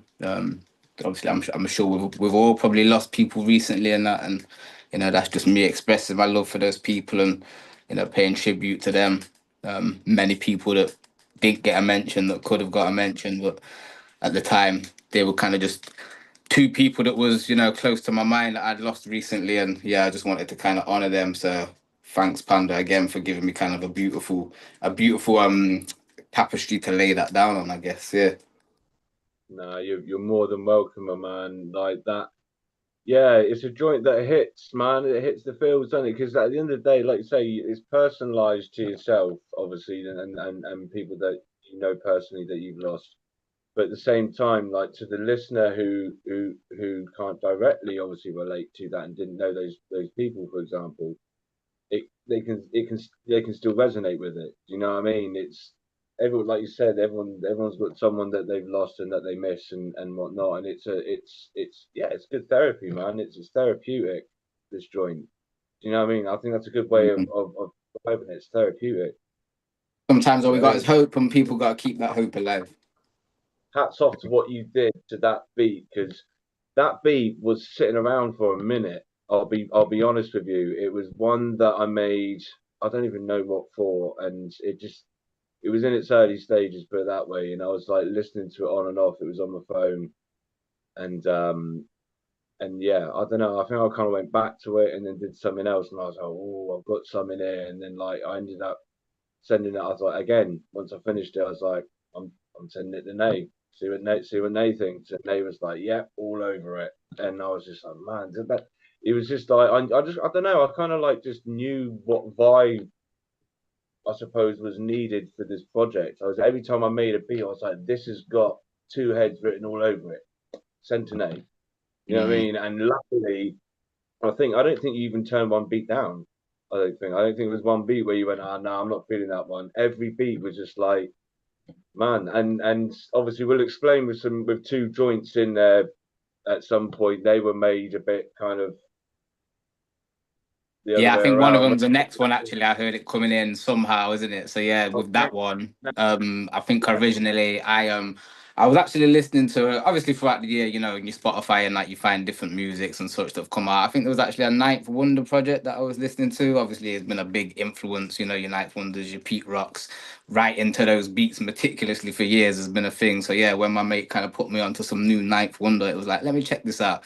And I ended up kind of writing, I think, to a couple of his beats. At that time, me and Panda had kind of finished the work that we was kind of doing, was kind of saying, right, we've established it's an album now, and we've got what we need for it. That's kind of done. And this was kind of an afterthought. So I kind of wrote to these two other tracks, and then I kind of thought to myself, well, what am I gonna do with these? You know what I mean? They're not things that I'm ever gonna use in that way. Obviously I can I can record them on night beats if I want, but it's not something that I'm ever gonna put out and such, you know what I mean? So I thought, let me actually make use of this. Let me send the vocals over to Panda and see what he can do with them, basically. So yeah, that's reverse engineered this. Pretty much, yeah. So he just kind of, I gave him the BPM and I gave him the vocals, gave him the stems, and from there he kind of listened to the original that I'd done, and then kind of thought of where am I going to take it from there, and created what you're going to hear next for Somehow, and then for I Saw You as well.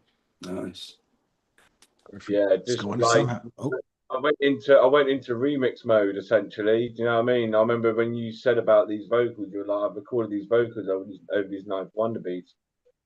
It's like, I remember saying to you, one of the first things I was like, well, I'm gonna have to like proper kind of remix these ones, because there's a slight difference to how like I make my beats to how like Ninth makes his beats. You know what I mean? Ninth is a lot more hands-on hardware with his production. I'm all about chopping stuff up in Cubase and dragging it and dropping it and things like that.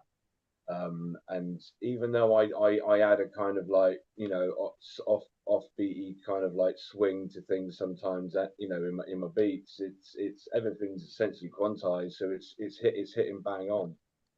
Where it's like Ninth, because he's doing things a lot more free-handedly. Do you know what I mean? The tempo can fluctuate sometimes. Do you know what I mean? And so obviously when Nay's recorded these vocals, he sent them over. I was like, obviously I listened to him a couple of times, and I was like, right, I think I know the kind of vibe that I need for. And I made the beats fresh for these, like I would do for a remix. You know what I mean? I know the vibe of the tune, and just went for it.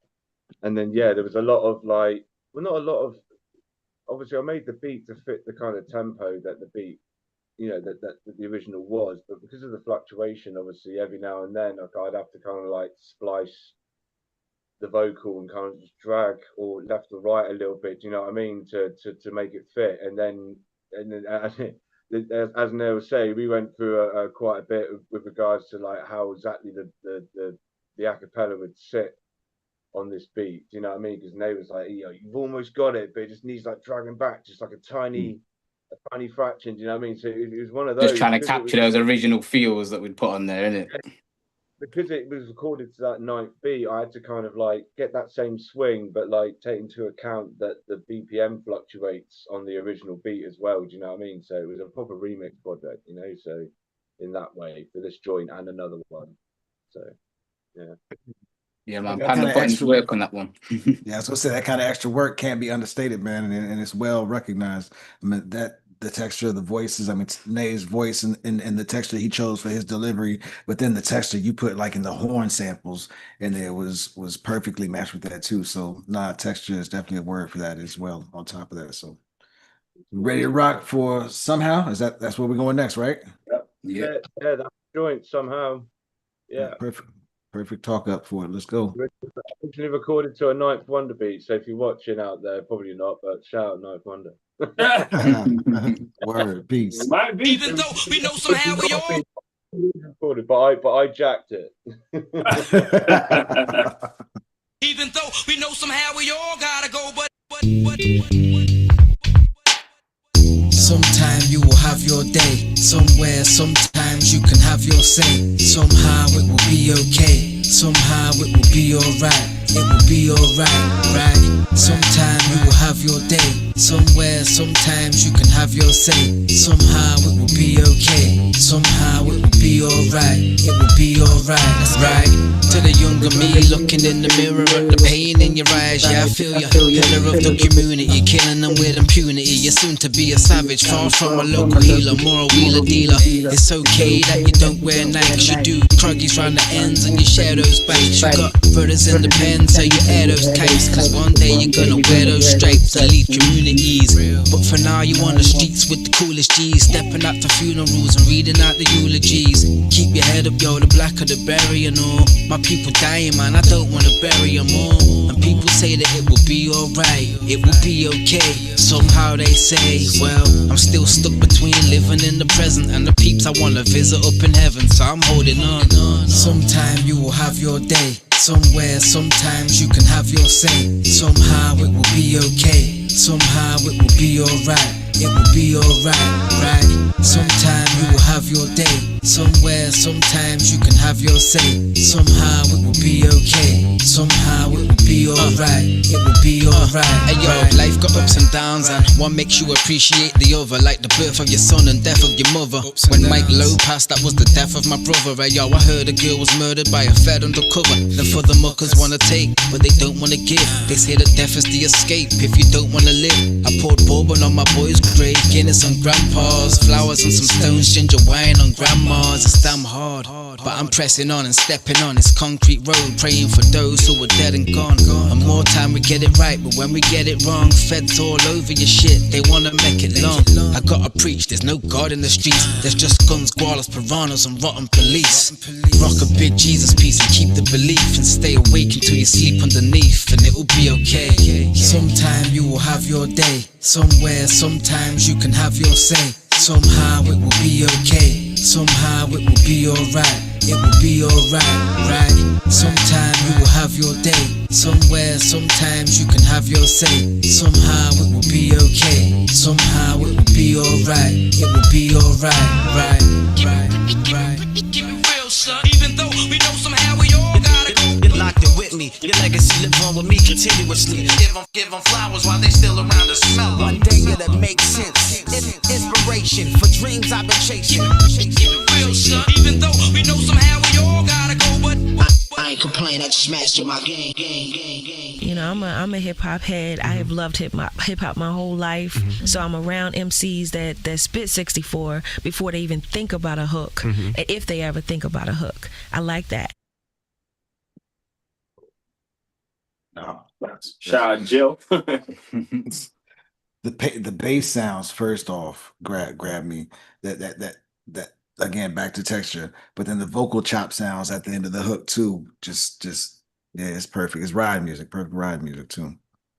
Yeah, man. Again, Panda went to work with that because, as I say, I weren't sure what I was gonna get back at all. You know what I mean? So for the fact that he kind of like managed to kind of capture the vibe that I'd given him in the first place, but still totally switch it, make it relevant, and make it bang. I gotta take my man. Hats off to that one. Excellence and execution, man. Thank you, man. Yeah, like I said, it was I just listened to the vibe of the ninth beat.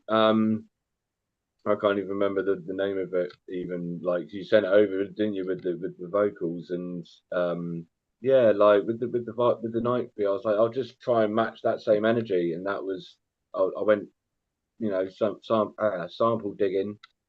You know, as you do, when like you end up coming across about 9 or 10 absolute slammers, and you're like, oh, these are beauts, but this is not for this beat. So I'll put this in somewhere else for now. You'll come in handy later. And about finding the right sample. And when I came across it, I was like, oh yeah, this is the one. And just went to work. And yeah, that's why, you know, you got like the kind of like jingly kind of, you know, hi-hats in the background and stuff like that, and the extra kind of like percussion in the snares and stuff like that to kind of give it that same vibe. And yeah, I loved it. Like when I first made it, I think before I even got a chance to send it to you now, I must have been vibing to it for at least 24 hours before I sent it to you. I was like, yeah, I'm happy with this. I'm more than happy with this. Yeah, let's send it off to Nay, see what he thinks. But yeah, for a good 24 hours, I was just like rocking around, like doing like going to do the you know, like the school pickup trip or something. I was just vibing to it in the headphones. I was like, oh. And as I said, these bits were like icing on the cake as well, weren't they? Of like moment, you know what I mean? So yeah, proper icing on the cake, man. Gems. Yeah, and I had to match the the feel and the energy of the joint as well. The track, you know, it's a like it. What was on, you know, the joint before it. It's something that tugs on the heartstrings. You know what I mean? But it's like it's almost a bit like, you know, because before was about dealing with loss in a way, and then afterwards with this joint coming in, it's a bit like, okay, well that's loss, this is hope. You know what I mean? It to hope again. That's why they tie together. Well, that's, you know, the placement wise, because originally when they sent me like the vocals and that, like I had everything in like a folder, and everything was kind of like in order, and I was like, I'll go in this order. And then eventually I was like, nah, this. So when I got them all done, I was like, this is when I would like swap a couple of joints around. I was like, you know, this joint would go good after this, because of, like I was saying, it's like hope afterwards. So again, yeah, like making it a movie. Do you know what I mean? It kind of goes on that journey. You know, it's and Panda, sorry to interrupt you. And on the tape cassette version, that's the end of side A, right? So it's kind of like, that's cool that it like ends on like a bit of a. That's right, yeah. Yeah, so it's like ends on like the hope, almost like, especially with the track before. Then it goes into that's nice. Rhyme 2 on side B, yeah. Right, yeah. And I'll get to that reference in a second, actually, yeah, because it was But with this one, like I said, it was just the like I said, the message of hope. And then once you get from the message of hope, like I was like Ty, you know, like Ty was saying then, to link in, it goes into Kick a Rhyme 2. Now, as we mentioned before, there was Bamboozled, the Bamboozled EP that me and Ty put out a couple of years back now. Yeah. One of the joints on there is called Kick a Rhyme, where he just goes, as you heard before, you know, ham on the beat. Shout out to GRYSKL, actually, because you guys actually hosted the music video on your channel, so it was a big salute, because that meant a lot. So thank you very much. I was about to plug that, but you guys did it perfectly. I mean, Panda's intro for it was better than I could have done, and your plug was better than I could have done with it. Perfect, man. It's on the channel now. Yeah. And that was what really like helped build a really, really special bridge to me between us and Panda and Ty. Not only just having that live, but like Ty kept reaching across the aisle, like to maintain the relationship and help build on the relationship. He'd show love on social media, but also, you know, there was exchange in the DMs, and he's like, yo, I got a gift for y'all. And he gave us the video to premiere on our channel. So I mean, all of that was just a whole lot of love shown and given. And I've been eager to find some way to return the favor, man. So having you back is one way to say thanks. This is more than enough. Do you know what I mean? It's my family. So it's like, the fact that, like, because I knew you don't fuck with each other, like that wasn't even like, you know, but again, it takes actually making it happen to then go for it. And obviously even when I was just downstairs just watching it, I was almost like yeah, man, that's right. It's not just one of us. It's like it's a two. Yeah, so, strong. We are team, the debt, there was never a debt, but if there was, it's more than been clear. You know, the friendship is more than enough. You know. So, yeah. I mean, there's nothing that goes. I mean, we do a lot through social media and on the internet, and a lot gets lost in just sending these typewritten messages back and forth. I mean, sometimes you have to hear a voice, so you have to have that exchange of actual energy and not just the exchange of words. So yeah, these moments really make that they cement the bond, and they give you something to really grow upon that feels more real and real, more organic and feels like more substantial. So, but I need to explain with regards to the link going into the next track. So as I was saying, with the EP, there was that joint kick a rhyme on there, like you said, that you ever so graciously hosted the video on your channel and whatnot. So with this album, I wanted, like I said, with a movie, I wanted like some kind of like almost like, you know, tip to the cap, like Easter egg, so to speak. And I came up with the idea of like basically saying like I sent this beat to Nay, and I said, why don't you just go mental on the rhymes, a bit like Ty did on Bamboozled, and we'll just we'll call it Kick a Rhyme 2, and that was that's what you went with, and the link in between is something that not a lot of people might notice, but it's basically, so I'll try and explain it as quickly as possible. So I was so kindly asked by Ty's other half, Healy, to do her mixtape for her, and on the mixtape, for the mixtapes, shall I say, they sent over a bunch of files, and there was some like kind of vocal snippets and whatnot to use in the mix, and I added some of my own and whatnot. I don't think I added any of my own. I think it was all of what they sent. But anyway, and there was one snippet that I remember hearing and thinking like that would be an awesome bridge to go in from this into Kick a Rhyme 2. So like you know what I mean, and I was like, it would also act as like an awesome Easter egg as well. So because it's in that mixtape, you know what I mean, and it was inspired by Ty, Kick a Rhyme 2. So that explains like the link. There you go. You go.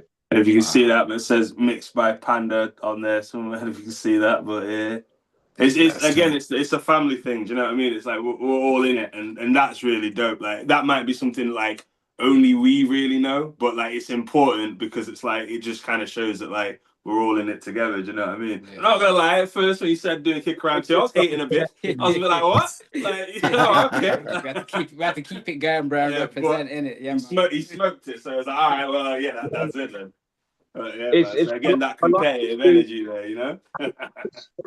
as you'll hear, like I said, as we was plugging before with the cassette versions, like I like to put things in there that catch you off guard. You know what I mean? Yeah. And you go like, I like that bit, or I like, do you know what I mean? Like, and for someone, and sometimes it could be just like specified to, like I say, to select person. Like it was to Ty, so like I waited until I'd done the album. Do you know what I mean? So he must have like sat back and listened to it and been like, oh, okay. Oh, I get. Do you know what I mean? Like that's the reaction that I wanted when he first heard the album. Do you know what I mean? So it's all about that linkage, those kind of hidden Easter eggs, those surprises in there, to the connections that says there's the connection to Ty. When we get a bit further down the line, we get to where do we go from here? That's like a tip of the cap to my collaboration with Diz and the obviously the tree that branched off with that, collaboration wise, where we was talking about earlier, the drop track, where Nay and Ty and Louis and obviously Sheed, yourself, and all sorts of MCs from around the world hopped on that one, and so there was that connection as well. So it's all like little tips of the cap, little hidden Easter eggs and things like that. Fire. So one of my favorite things about music is the experience of making the music. And when I listen to it, I don't just hear the song, I hear the memories come back to me. And it brings back that fondness for the person or that time or the experience altogether. So now that family thing means a whole lot more than just, hey, yeah, we make music together. It's like, no, I remember it, and you mean something to me because of this shared experience or this group of shared experiences. We make memories together. Memories of music. Exactly. So, all right, so we're gonna go into Kick a Rhyme 2 now. Here we go. sorry,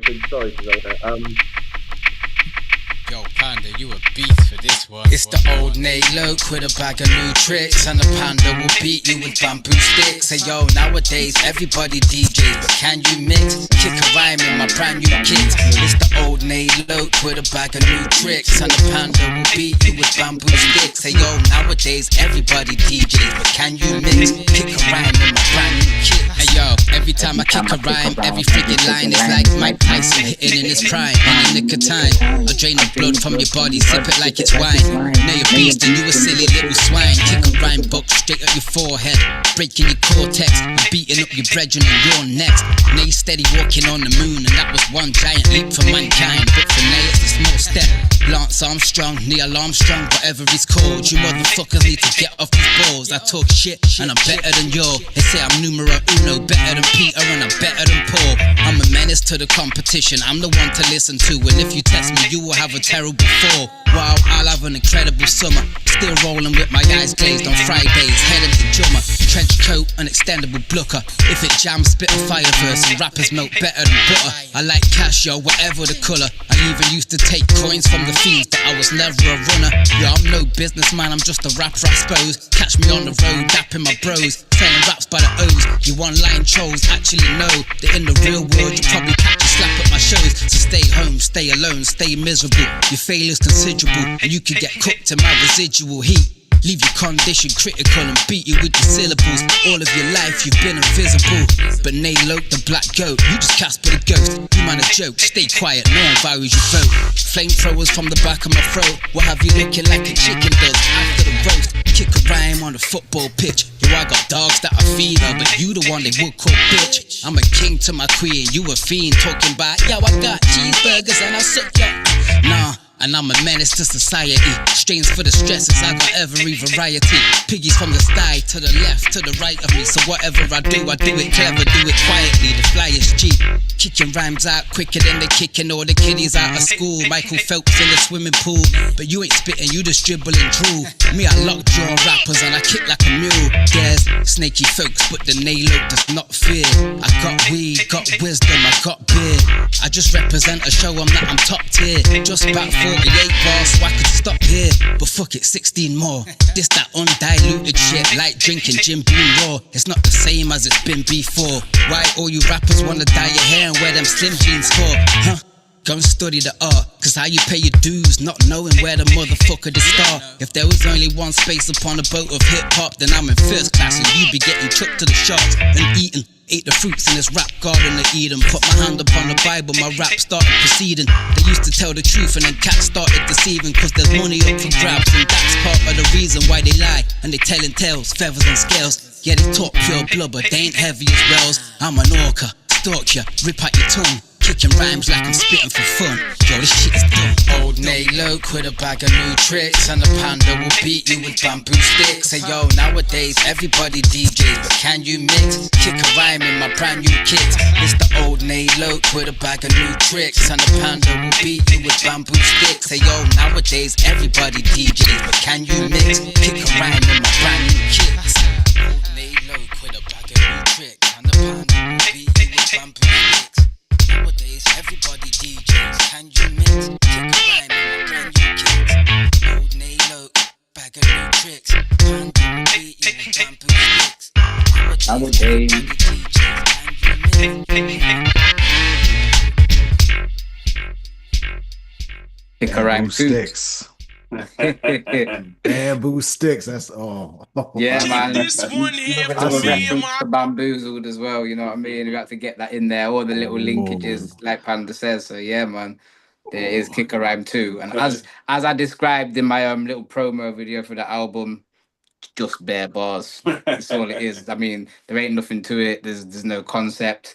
There's no substance. There's no topic. Is just me spazzing out on a crazy beat. Kicking around.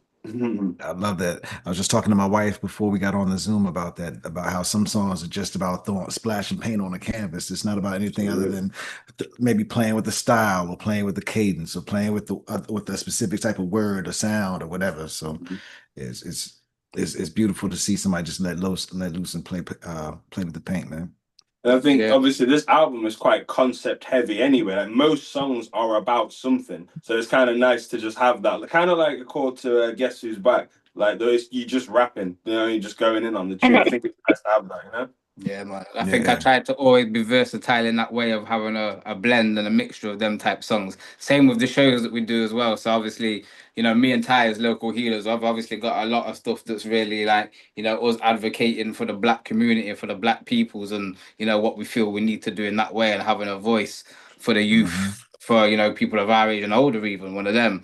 But yeah, at the same time, being able to bring kind of, you know, that party vibe, that party element to it, that energy, that love, you know, that boom bap era of hip hop, that lyricism. We kind of try and fit all of that in there with what we do. So yeah, throughout the project, you're gonna hear kind of different flavors of what we do in that way. So yeah, man, big ups. Glad you like that.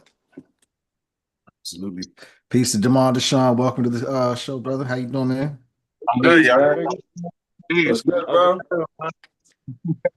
How y'all doing, huh? That's it, man. Good. I can see you up. You're above me there. What's up, man? I'll be down below you. So like, what's up? I want to be down anyway, man. Congrats on your project, y'all. Respect, bro. Yeah, nice to meet you, bro. Good to meet you too, bro. That's what we were saying. It's nice to finally have like all sides of, from our side, all like actually linking up with you guys. Obviously, I've been singing your lot's praises since we did the stream with me and Panda. So it's quite nice for you guys to see Nay and meet him and vice versa. Do you know what I mean? Because it's weird, like the social media thing. You kind of feel like you know people anyway, but like Shah was saying earlier, it is kind of nice to have that real connection. Do you know what I mean? So yeah, so appreciate you for jumping in. You know what I mean? I see these kind of like live stream YouTube things as like an overdue kind of extended family reunion. Do you know what I mean? It's like we all kind of do our own thing creatively and do what, you know what I mean. We're all busy doing stuff, and we might tap in with each other every now and then, like, you know what I mean. But every now and then it's like now we need to catch up. We need to catch up, and we do something like, and we do something like this, and it's all in real time, and especially when we get to obviously celebrate you know, a project that's really personal to us as well. It makes that connection, and oh, but by the way, Q, just while I'm on that subject, just to intervene, I had to listen to the previews to your new ish, man. Feeling that. Who's on the production to that one again? Because those beats are so ill. That's all Bobby Fischer the whole way through. That's it. Man. The way that the stutter, sorry to digress for a second, the stutter on the production on some of that, it's like it almost takes it to like a new, do you know what I mean? You know when you hear a producer like take something like the flow to like a new level, with almost like a bit like when Dilla first came about. Do you know what I mean? It's like whoa, okay. Yeah. I've never really thought of like taking it in this kind of stutter before. I was like, man, this is genius. He absolutely and went crazy. The way you delivered on it as well, obviously lyrically, of course, was next level. So you married it perfectly. So just big up, man. Preview so far. I look forward to hearing. Yeah, he went crazy on the production for that project. So yeah, I like without him, it wouldn't be what it is. So yeah. Yeah, he's got a signature like stutter to his drums with timing that is just unmatched. My bad, Panda. Go ahead, bro. Phenomenal, man. Yeah, and like you said, like how you mentioned Dilla, it's like how Dilla came in and people were like, "Is this something new? Is this something different?" And people, called it something new and different. With the way Bobby does it, it's still different. Like it makes you think of Dilla, but it's not Dilla by any means. Bobby's got his own sound, his own cadence, his own time. Exactly. You can tell that like he's just trying to think outside the box.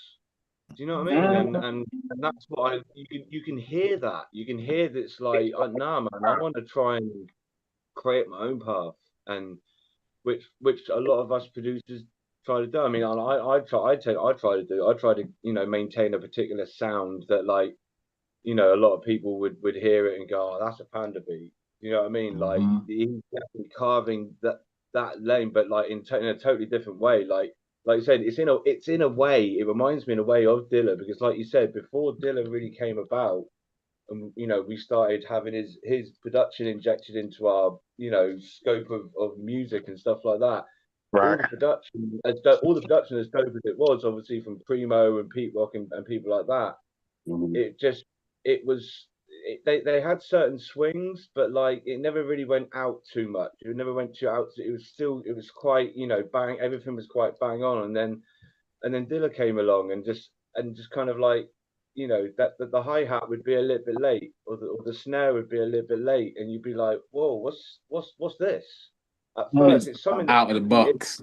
At first, out of the box. You go, whoa, whoa, okay.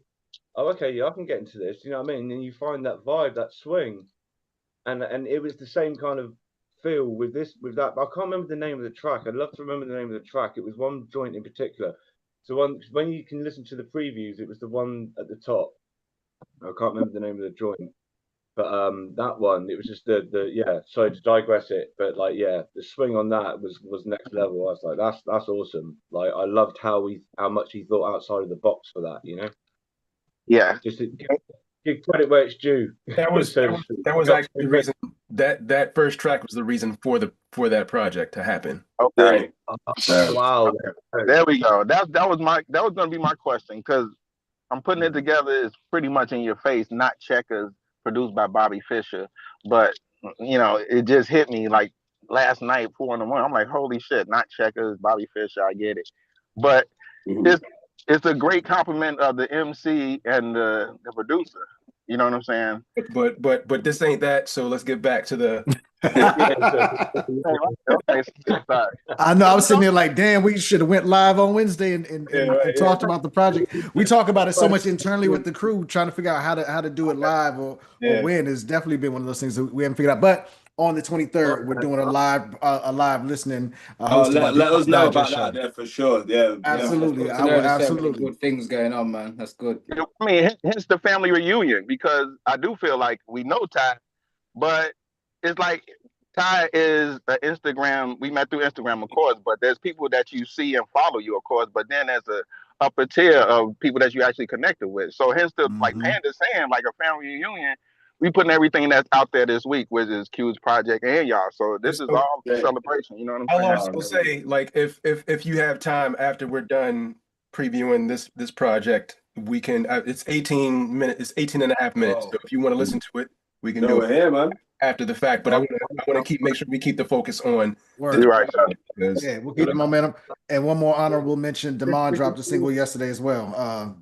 Shit. American Dream. Yeah, you know you're gonna slide on that, man. Perfect song for the July 4th, but we'll come back to all that and stay focused on this project here, Two Heads.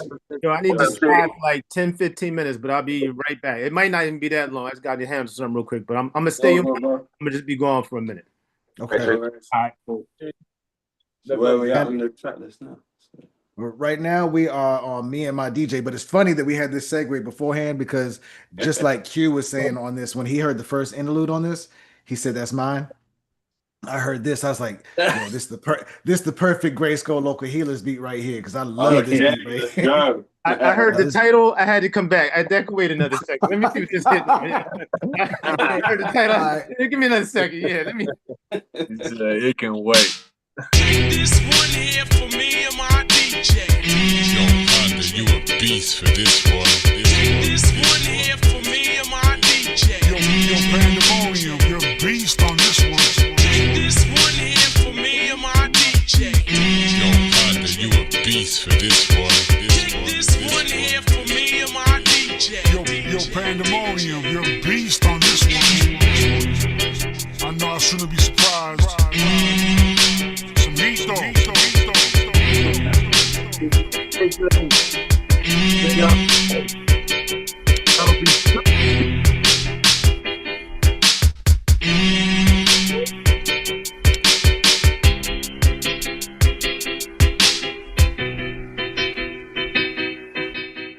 Yo, Pandamonium. Definitely showing off on that one. That makes me think of Victory and all my favorite things from the 80s, man. Word up. Yeah, the energy on that one's crazy, man. The energy's crazy on it. I want a piece of that. I knew you would, Q. I knew D would want a piece, so D, you came just in time.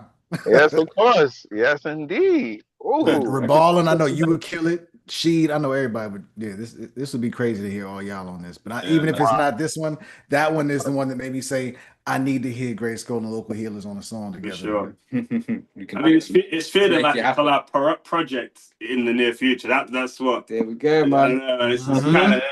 Like, be laying down the bones of it right now. Absolutely. Cooking. 100%, man, 100%. And I've just got to say as well, like, obviously with that kind of idea aside, with it as being an interlude, it paints like the perfect kind of picture leading into that link. Do you know what I mean? It's a tip of the hat to Diz. Big up the Dizzy Dustin, Ugly Duckling, Long Beach, California. And yeah, it's that perfect link, because obviously the next joint, as you'll hear, is where do we go from here? So that's why obviously that one was the objects in the mirror are closer than they appear. And it do you know what I mean? That linkage when you listen to it back to front, you know what I mean? At a later date after this. Finding more ways to make them perfect links, man. Yeah, man. Yeah. Like I said, the tape really is the perfect way, because it's continuous. Yeah, man. I mean, with every other medium, with I mean, maybe not with vinyl, obviously, but like with CD, again, you've got that little tiny gap that you've got to try to take account for. You know, if it skips or something. Digital's the worst one, obviously, because if you're streaming something, especially if you like go on to Bandcamp, you know, a lot of people will listen to an album front to back on Bandcamp first before they buy it. And Bandcamp, depending on how well it's running, how many people are using it, Wi-Fi connection, isn't it? For sure. It's exactly. It will depend on how long that gap is between each track. You know what I mean? So you'll never ever really get the timing perfect on that kind of medium. But yeah, that's why I say the cassette is the best way, because it's just like continuous. It's like a mix. It is. You know what I mean? Mixtape. Yeah. You know, it's funny, Panda. You mentioned that challenge right there about how you get that skip in between songs, and Bandcamp specifically. That's why when we released Attention Deficit, it confused people like shit when I did this. But the first track on Attention Deficit is the whole album on one track, and then you get each individual track after that. If you want to go listen to the songs afterwards. But I got people like, what the hell are you doing? So it was important to me to preserve the playability and the continuity, so you get the whole art piece at once and don't break it up and try and disrespect the art like that. I remember seeing that actually, and because that's what got me thinking about it, because I was like, I'd love to put the album out like that, but obviously the typical medium is to have it as skippable tracks. You know what I mean? As much as you want people to play it front to back, it's like if you don't give them the option to like be able to skip to the next one, they get a bit tizzy, don't they? Yep. For sure. So no, I don't know. Like I adhere to the current kind of medium, but I thought to myself, as I'm always like, I always think to myself, oh, I'll try and be clever, you know what I mean, and try and hit try and get it, try and time the starts and the ends as perfectly as possible. I was like constantly playing it over and over again on like VLC, for example, and put it into a playlist on VLC, playing it front to back, and I learned the timings of that particular player, and I was like, okay, well, that is that similar to Bandcamp? And then I found that Bandcamp really, it varies. It depends on whether you're listening to it on your mobile phone, whether you're listening to it on a desktop. There's so many variables. Do you know? I think Panda had sleepless nights over this one. But my OCD was like hell bent on trying to get it as perfect as possible. Do you know what I mean? So that again, that's why the perfect timing, the best way of listening to it. Again, circling back round. Cassette. A lot of people don't appreciate the level of detail that it takes to really put together a project like this. And like even Q, we were talking about Q's project, and I'm not going to dip onto it too quickly, but he talked about the mix on that project was done specifically for a reason. I won't go into that now, so don't distract from what we're doing here. But the fact that you pay close attention to all that, and you had, I mean, it helps me understand more of who you are, because you've done this, your projects, you've kind of taken lead and sculpted all of these projects in the past, but your level of detail has gone to another level too over the past year, right? Because didn't you launch a record label this year? Last year. That's you, Panda. Was that? Oh, sorry, me. I was just making sure. Sorry. Yes. Yeah. Sorry, I got a bit distracted then, so I kind of lost the. Yeah, but yeah. All good. That's that one. Yeah, Bamboom Records. It was So essentially, in a nutshell, kind of story with that was at the start of the year, I'd made a joint which was produced by myself on the mic, and it was called Club Card.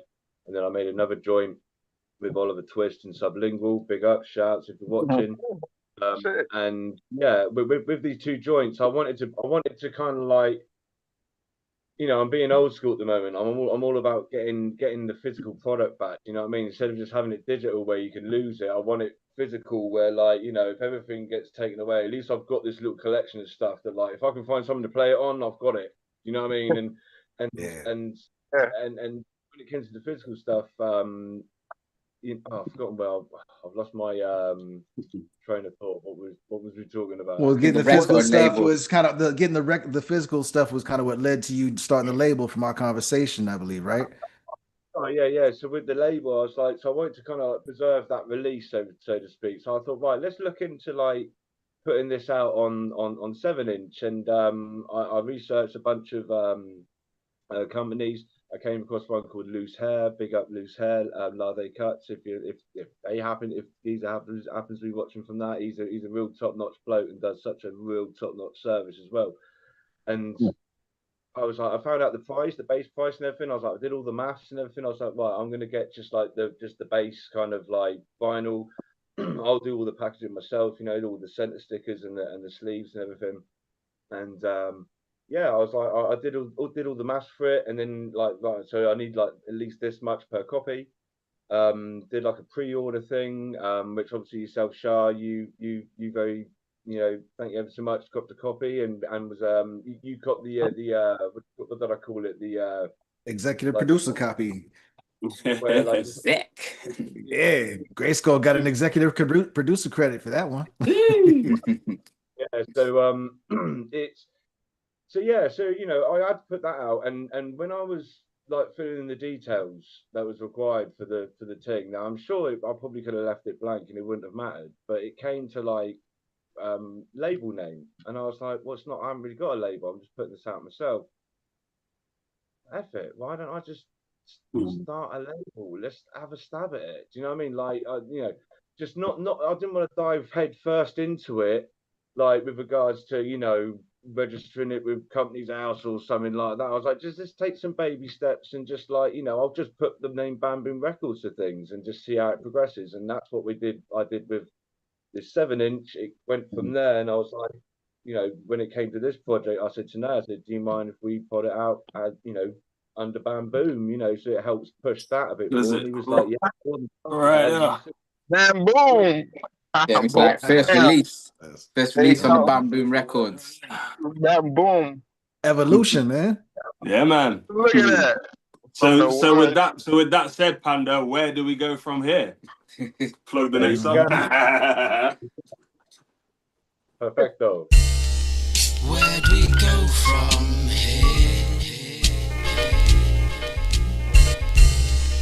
When the road comes clear. Where do we go from here? When the road comes clear. Where do we go from here? Where do we go from here? Where do we go? When the road comes clear. When all the roadblocks clear. Where do we go from here?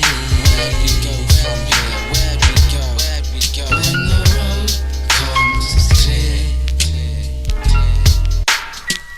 Where do we go? To the north, south, east or west? Or just stay up in this jungle while I beat my chest? Where brothers wait for your demise and wait to see your death. I'm told I need to lighten up my darkness just to see success. I need to work all night, I need to speak more white, be like the government and speak more shite, right? Stereotypes and piggies, blue lights flashing. They still arresting black teens, they do it like it's fashion. There's no disputing that Putin invaded Ukraine, and black people, they weren't even let on the train, left in the rain like survivors of the Grenfell Towers. So I find it bittersweet when you send them flowers that need watering. Watch as I'm reflecting on the lessons that my mother taught her own kids and then tell ours. That's powers, cause even if they ain't locking us in prison, then they're on the television talking killing black women. To be frank, Hester, where'd we go from here? Where'd we go from here? Where'd we go? When the road comes clear, when all the roadblocks clear, where'd we go from here? Where'd we go from here? Where'd we go? When the road comes clear. I don't know. Broken homes, broken families, and many broken dreams, mixed with lower self-esteems, lower salaries. Sometimes it's mummy, sometimes daddy leaves. So I pray for war-torn families where kids become the casualties, and children living scared, living rough or living care. That's why I try and replicate the love their mother didn't share. And that's neglectful, to be crystal clear. And yo, I tell the truth that he just really ain't the father if he isn't there. Kids suffering mental abuse, physical, sexual abuse. Now could you find a better excuse to go put your neck in a noose? Just think how it feels when your life's full of doctors and pills, took away from your brother and your sister and mother, and you go to school for the free meals. Yeah, it's real, but I wish it wasn't. Tried to change it, but I couldn't. Frustration got me in my feelings, doing shit I shouldn't. Providing armor for the drama, kids were left to fight, with social workers leaving left and right. Where'd we go? I don't know. Where'd we go from here? Where'd we go from here? Where'd we go? When the road comes clear, when all the roadblocks clear, where'd we go from here? Where'd we go from here? Where'd we go? When the road comes clear. I don't know. Where'd we go from here? Where'd we go from here? Where'd we go? When the road comes clear, when all the roadblocks clear, where'd we go from here? Where'd we go from here? Where'd we go? When the road comes clear. I don't know. Where do we look to? Where do we go? When everything we once knew becomes something new, something that we do not know. How do we carry on when all the left turns that we took and thought were right are proved to be wrong? Do we carry on singing our song for the three little birds to hear, giving remedies through sweet melodies, whilst our enemies sing songs that incite hate through words of fear? Why do we grasp onto a life which is forever slipping away, in a city that displays an array of decay, fray, and an essence of doomsday? Is it the animal instinct within us set up to survive that sees us take a dive instead of making us thrive? Who do we call when our so-called companions are the ones who prey mostly on our fall? A pack of hyenas waits until the lion can no longer stand tall, and then they maul.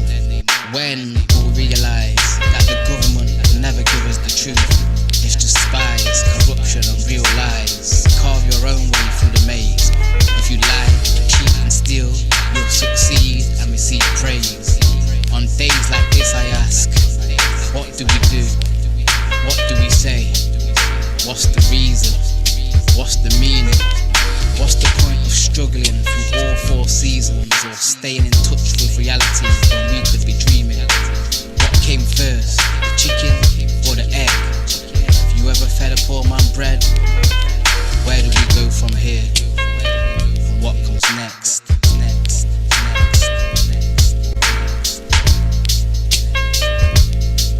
Where do we go from here? What comes next?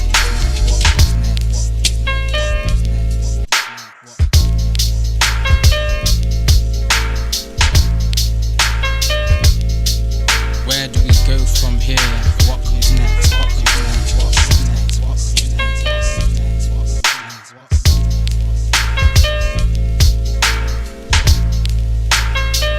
Nay Loco, salute Panda, healers.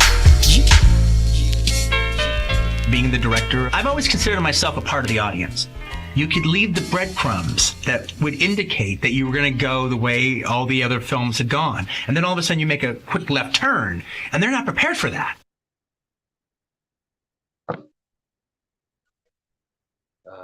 Made it back to cinema.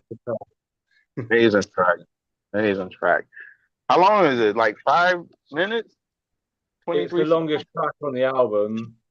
Definitely. I think it's about 6. I don't know actually. I need to have a look at that. But it's about 5 or 6 minutes at least, isn't it? Great job. Great job. 6:33. Great patience. Yeah, absolutely. Especially in the era of The funny story is with that beat, that was a beat that when I was making it, I was specifically making it with this project in mind. Okay. I came across the sample, and when I was listening to it, I was like, "Oh, that bit would make an awesome beat." And then there was a bit after, I was like, "That bit would make an awesome beat as well." And I was like, "Would there be a way of integrating the two?" And I couldn't really make it work. And I was like, "Just do like a beat switch kind of thing." Do you know what I mean? So then, like, I made the beat, and I was like, "Yeah, I'm loving this." And I was like, "Right." So at one point, I just flipped into the change up, and made that, and sent it straight over to Nay. And yeah, what Nay came with, it gave Nay the space to come with one of the most epic songs on this whole album, because it's like, do you know what I mean? It goes from like the impact of the actual song, and then switches up and goes into that poetry. Do you know what I mean? And it's yeah, the message is clearly delivered. Yeah, I was quite vulnerable on this one, in the way of I've not done a lot of kind of spoken word stuff and putting it out there, and again, touching on a lot of issues and a lot of kind of deep feelings and just things that we actually go through in life, and actually expressing that. But again, I feel that music's a perfect place to do that. So yeah, that's just what I did. And yeah, longest track of the album, I think it's like 6.5 minutes. At one point, I think was almost going to be 2 tracks, and then we kind of decided no, keep it as the one, and the people that actually appreciate it for what it is will listen to it start to finish. Absolutely. I mean, if I remember rightly, when you sent me the vocals back over, I was listening to it, and I think my first idea, I turned around to you, I said, "You know what? I think what we'll do is we'll just have the sample flip, and I'll take the drums out. We'll just have it drumless, and have the poetry bit." And then when I put it together, I don't know, maybe it's the era that I'm born into, and when I was just like, "Nah, man, it needs. Where's the drums? I need the drums. No, I'm putting the drums up. I can't leave it drumless, man. It needs." And I was just like, I thought, well, leave that long little gap, that long bridge gap. Do you know what I mean? Where the drums just like completely cut out. It switches up. Nay starts with his poetry, and it just like it goes on like that for a bit to give it that open, breathable space, and then and then kick back in with the drums. I was like, I have to do it. You know what I mean? And I think it worked out better that way. But yeah, I can't go drumless, and I just can't go drumless. I can't do it. I love drumless, but nah, this was perfect. It played into the cinematic theme of the project and everything too, like the drama, the bluesy feel of it felt like a little Smoky Blues Hall or something like that. You would definitely transport it into a world by the sonics alone, and then the voice and the character that Nay brought to it was perfect. And the switch up was perfect, along with the bass. Like the bass was syrup on there too. Like that it was perfect. All of those sounds were just in the sample. It was like I said, it's everything. The journey has all been about the EQing, and when it comes to the EQing, that's obviously a vital part of it is the stereo separation. Do you know what I mean? Learning to get using your ear to try and like space out that sound as equally and whatnot as possible sonically. So when you're listening to it on a decent system, you can hear all the layers, like you say, that bass, the strings, or the guitar, like that's all in that one sample. It's about separating it and giving it that space. That's why, you know what I mean? That's which kind of adds to the cinematic feel as well, I suppose, Yeah, and every element of that music in it, yeah. Because even just before we came on here, I mean, I've listened to the project a lot in headphones as such when I get my times, away from the kids as such, and you're doing what you're doing. So it's not necessarily sat in a room and playing it on speakers, but we did that before we came on here, and it was kind of like yeah, this is the shit. This is that one. This is that one. Yeah. Yeah, this is that one. That is heavy. It's a courageous song, by the way, bro. You know what I'm saying? Thank you. Thank you. Yeah. As I Who say, I wants kind to? of put a heart on the sleeve on this one. Good. Yeah, you let yourself go. I mean, dealing with like it feels like you had like the weight of the world on your shoulders there. And what man doesn't want to admit to like not having the answers? Yeah, that's what I mean. Real talk. Yeah, Great way to it was the fun that you know, like I say with the you know, like the journey that the album goes in a movie. This was like the vulnerability, you know, being vulnerable, the vulnerable joy. Yeah. And this is and at the same time, again, you know, with the hope, like where do we go from here? Yeah. You know what I mean? There's been a lot of shit been going to you know, going down. Once we get through the other end, if we do, where do we all go from here? Like, do you know what I mean? It's just that kind of that philosophical kind of question. Do you know what I mean? It's yeah. That's a conversation piece, and that the length of the song is how you should take on these type of questions. It's not just a quick 50 seconds or a minute long, however long songs are. To treat it with that respect. You know what I'm saying? So. Very impressive, man. Very impressive. Really cool. Thank you, man. I appreciate that. Probably one of my personal favorites actually on the project, just because of like I said, how open and kind of vulnerable I was on it. Then the beat switch and me doing something kind of new in terms of, you know, singing on it, doing the spoken word at the end and all of that. I've kind of just real vulnerable on it, and it's probably kind of the least actual kind of conventional hip hop track as such on the album. But I almost feel that it's one still that, you know, the hip hop heads are still really gonna appreciate, and also kind of brings in, you know, other people that aren't necessarily kind of about that drums, that bass, and that kind of energy, that it gives something different as well. So as I say, it's about kind of trying to keep that versatility and, you know what I mean, cater for all crowds. Yeah. You know, I was being a sorry. Just a sidebar. Go ahead. Sorry, I was just saying like Nay, you were saying about like it being one of your favorite joints. I'm the same. Like when it comes to like picking a favorite joint, obviously from the album, it's hell of a tough. But when I try to narrow it down, I'm torn between that joint. Where do we go from here? And the last joint, Change. So it's, you know, and it's because, like I said, I love the how can I call it, like the kind of like my kind of stereotypical sounding kind of tracks, you know, like the 90 kind of roundabout 90-ish kind of BPM boom bap sounding boom kind of beats. But yeah, I like it when I go outside of that and it pulls, you know, and I'm just like, wow, it holds up. We've managed to do something just a little different. You know what I mean? To what I normally do and what they might normally do or whatever. Do you know what I mean? And man. Like I said, it always has to come down to finding the right sample. Like I'll never kind of go outside of that comfort zone unless I find a sample. It's the tempo itself forces me to go to that tempo. So I adapt to the sample. That was like the tempo of that sample is completely dictating the tempo of this beat. I'm building around it, you know. So. And this is one of those. It was one of those where it's like, you know, the tempo is dictating this one, and it took the journey to where it was. And like I said, we used the other bit of the sample as well. It's like this one needs a bit of shine as well. So I'm slapping it on. Whether we use it or not, I'm not sure. If we don't use it, I'll use it for something else. But it just worked with, like I said, the poetry piece at the end, because it was such a big epic moment. If you're going to look at the album as a film or a movie, this is the peak. You know what I mean? And a tune that big needed that segment at the end, which kind of like, okay, let's calm it down a little bit now. Allow people that breathing space. Let's get deep about stuff a bit for a minute. You know, let's get philosophical and this, that, and the other. And it's one of those favorite tracks, like Nay said on the album. Sorry to interrupt you both. Come on and sorry. Nah. I was gonna say it reminded me of a bonus track almost. I don't know if you ever listened to Watch the Throne with Kanye and Jay-Z.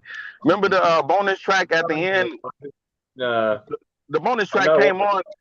It was, I forget what the name of it, but the last song played, and then there's a bonus track maybe like a minute after. Yeah, it's like a minute of nothing, and then it drops, right? Like, why the hell did they do that? You know what I'm saying?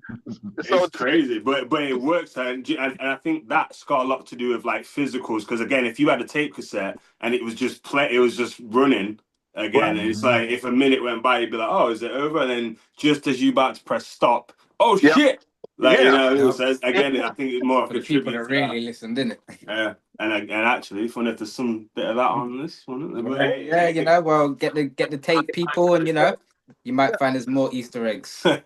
I love to take people out, you know, by surprise. So expect a lot of that. Well understood. The word Easter egg is not lost on this audience. We just started talking about the GCU, the GRYSKL Collective Universe. We talk about Easter eggs within our own world. So to know somebody else that we consider to be part of the GCU, our world, you guys are part of our world. To know that there's continuity, there's it's another form of camaraderie and brotherhood, man. Yeah, man, love. And that tune, what we did with the next one, to be honest, is kind of like we did at the start of the album, where we kind of go from one side totally to the other. So the next track, again, it kind of goes back to that rough, raw, rugged hip hop. Again, just kind of bars, me just coming in and doing my thing, kind of just annihilating that beat and not really paying too much mind to substance, or what I'm really talking about as such. Really just doing our thing and sharing that. Enjoying the hip hop, really, because you gotta enjoy it. You know what I mean? We do this, and obviously we create music for other people, but we gotta enjoy it. And when I listen to the rappers that I listen to, I want to hear that they're enjoying what they're doing, and that even if no one was listening to their shit, that they'd still be banging it out just the same as we were. Absolutely. And I just need to say real quick about that. So at the end of the song, obviously, without forgetting about that, the end of the song leads in, doesn't it, to the next one? And as you were saying, it's a big switch up from that big. It's like that big moment in a film, and it's about that kind of like almost come down effect, after effect from that. And it goes, but you think you're kind of like coming down, so to speak. There's that insert from Quentin Tarantino at the end, and he's saying about the director, I saw myself as not just the producer but as the director of this thing as well. Do you know what I mean? I was like, so it was almost like me using this bit to say this and say, look, as the director, I want you to think that we're going down a certain direction, and all of a sudden I take you down this way. And no one was expecting that. Do you know what I mean? And that's what that little quip perfectly leads into this next joint, because this next joint is almost like you think it's going to go to some calm shit. Nah, we're taking you on a freaking car chase now. Do you know what I mean? Like we're going fast and furious on your ass now. Like telling you how we rock and how we roll. Do it. Not you think it was going down? No. The adrenaline's going up. So right. He made a pit stop at his lady's crib. You know what I'm saying? Had to run through her house. Yeah, I like that. This is how we roll. This is how we roll. Call me King Midas. Everything I touch is gold. This is how we roll. This is how we roll. You know how we do sex, jokes, rock and roll. This is how we roll. This is how we roll. Call me King Midas. Everything I touch is gold. This is how we roll. This is how we roll. You know how we do sex, drugs, rock and roll. Hey, yo, I'm ready as I'll ever be punk, so come get at me. But this is fight night and you chumps get punched heavily. Nail suplex you off the top rope and watch you slump steadily. Meanwhile, puffin' a skunk remedy. Fuck pedigree, cause you ain't nothing but a hound dog. Loose with it, chasing chicken heads around the town, dog. When we spit, we're letting rounds off. Very rappers in the street on repeat like it's Groundhog Day. Lil Nay, I take the toast and spray. I'm the candidate who's taking all the votes today. I'm the man who's trying to hustle on the double, yo. I'll even take the money out the pot when I'm supposed to pay. I'm known to play, but then I work harder. I work smarter than all the rest. That's why I'm called the best. My enemies are like a swarm of pests. They're real petty, bro, and I ain't gotta tell them. They already know. This is how we roll. This is how we roll. Call me King Midas. Everything I touch is gold. This is how we roll. This is how we roll. You know how we do sex, jokes, rock and roll. This is how we roll. This is how we roll. Call me King Midas, everything I touch is gold. This is how we rock, this is how we roll. You know how we do sex, drugs, rock and roll. Hey, yo, I rhyme with the B-boys, breakers and shoulder poppers. Concealed weapons that we couldn't even show the coppers. You'll go to heaven if you go to robbers. There's no plan B, cause we the A-team, but I ain't no Baracas. I'm Nay Loco, linguistic, Latin negro. The Black Panther with the natty head, bro. You better pray, cause if you tussling with Nay, then that's your judgment day.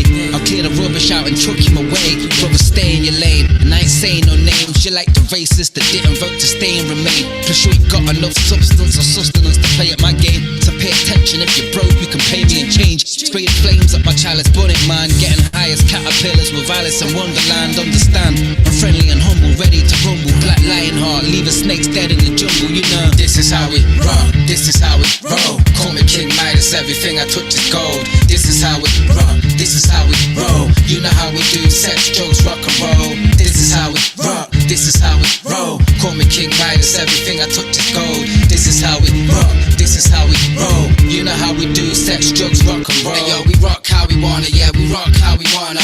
Rock how we wanna, yeah, we rock how we wanna. Yo, we roll how we wanna, yo, we roll how we wanna. Roll how we wanna, yo, we roll how we wanna. Yo, we rock how we wanna, yeah, we rock how we wanna. Rock how we wanna, yeah, we rock how we wanna. Yo, we roll how we wanna, yeah, we roll how we wanna.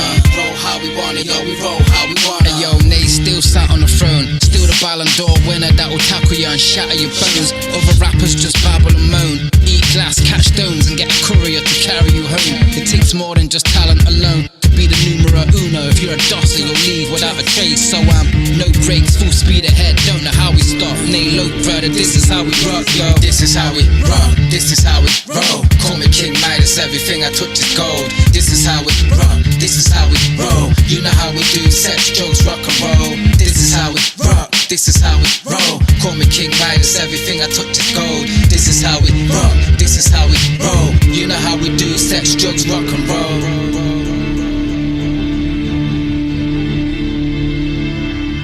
Breaks the 180-degree rule. Then everything flips.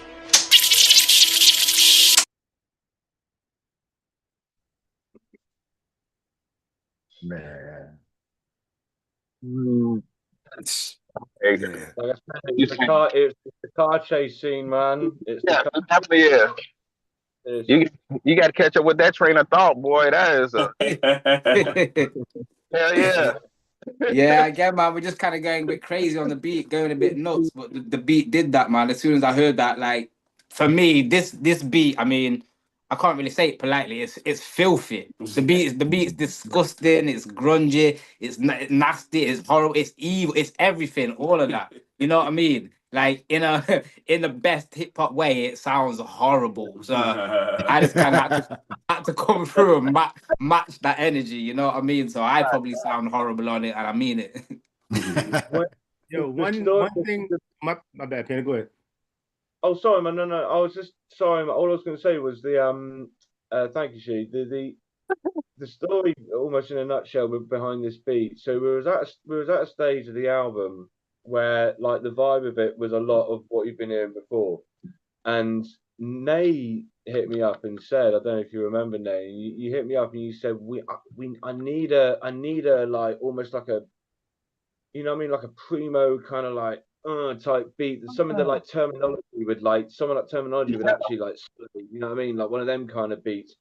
And I was like, all right, I'll see what I can do, man. I'll see what I can do. And that's when I went, obviously, like sample digging, and I came across that one. And I was like, yeah, I could get primo-esque with this one. Do you know what I mean? I love like using, I love those, like what I say, like primo style beats. Do you know what I mean? And it is very heavily primo influence. Again, somebody who I doubt probably watching this, but you are big up primo. That's crazy. You know what I mean? And that was the approach for it. And when I sent it to Nay, it was like, oh yeah, off to the races, man. Like with that ish. He was like, whoa, yeah, this is giving me like terminology type vibes and shit. Yeah, I was like, that's exactly what I was going for, man. You run with it. You know what I mean? And ran with it, he did.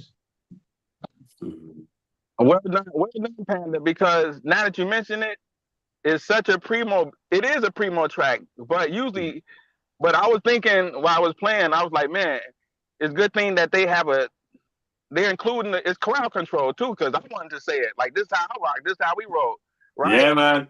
That's exactly where I was about to go, D. That's exactly where I was about to go, D. Right? But usually Primo, he'll cover it up with a scratch or something. So the rapper never really gets the, it's authentic Primo, a lot of Primo, but he rarely does he give the rapper a chance to like have a chant on one of his shit because he's Absolutely. You know what I'm saying? I hear you. Which made it probably hidden to me, like frame of mind, right? But now that you say it, I can hear it now. The tempo like that. Yeah. Wow. Look at grungy and grimy. And again, that's probably one we'll probably be playing at shows because you can tell like that's not going to take long for a crowd to go. This is how we. This is how we. You know what I mean? That's what I thought immediately when I heard the hook was this is a show joint right here for sure. Yeah, the reality fam, like your hook game, is phenomenal, B. Like as a person who sucks at hooks. like yo, it is phenomenal. Like I can on damn near everything I've heard, I'm like, yo, I got this. Like, you know what I mean? And but they're not simple, they're not corny. They're man. Appropriate. I don't know how else to say it. Like appropriate. Now that is a great way to describe it. And as we were saying before, it's like we really did have a sit down about that, and we were like, all right, because even within our scene, we know so many MCs who are cold as well. Like, you know what I mean? I was like, all right, so if we're gonna link up and be like almost like on some duo shit, just to make sure this isn't just okay, it's just two more rappers, two more MCs. It's like, what can we do to like kind of separate ourselves? And I would say about a year of like hook writing and listening to songs that like, we get a lot of this like, oh, you know what? I don't necessarily love hip hop, but I love what you lot do. We get a lot of those kind of people, and I think it's because these hooks there's something in them enough where you can go, oh, I got it, I get it. You know what I mean? And it's kind of chemistry, even I think that brings to it in that way. So obviously, this project more being a solo project, but any kind of healer stuff that you hear or any shows that you come and see is that you're gonna see that we really got that kind of on stage chemistry to. What's good about it is I could do this hook for you. Do you know what I mean? And then get the crowd, and then you can drop the verse. So it's like it's perfect. Like, and that's exactly where we're at with our stuff. A lot of the time when we're doing shows now, we might perform solo stuff, and you know what I mean. We'll have each other on stage for each other's tunes, and you know what I mean. We know each other's stuff, and you know what I mean. So that's how we get the crowd rocking. They're dope, yo. Like and they're layered. Like they're easy to catch. So I think that's like you were just saying, Ty, where you get we're not necessarily hip hop heads, but we love what you do because I forget who said it, but somebody said kind of it's easily digestible. Absolutely, yep. That's it. If you are a hip hop head, you're catching everything, or even if you just love music and content, you're catching all the other stuff that is built into what is seemingly easily digest. Like now that you just got a small bite, but if you take another bite, you'll see that there's more to it. So that's like as dope as the product. Like I'm like, yo, the hooks are fucking crazy. There was a Busta Rhymes interview. It was a couple of years ago, but he was talking about like his songwriting process, and he said something. It was actually something that someone said to him, and he was talking about like when you're a kid, if you want your kid to eat medicine, what they used to do is like put sweets in there too. So it's like they all look the same, and it's like, okay, I'm gonna give you the medicine, the bars, but then I'm gonna give you these little sweets that can make it kind of digestible. Because if you win someone with a chorus, if they love the chorus, they'll rock with the verse because they know they get that treat at the end. You know what I mean? So they'll give you that grace of, oh, I'm gonna pay attention because I know that hook's gonna drop, and then so which is what has allowed us, I think, to do so much kind of like deep, meaningful music. You know what I mean? Because I'd probably say that maybe 70% of the music we make really is deep stuff to where you're kind of really gonna have to sit and listen to it, and it's not just the kind of vibe to and bop to. So yes, I think it's real important that we do that too. Balance, man, for sure.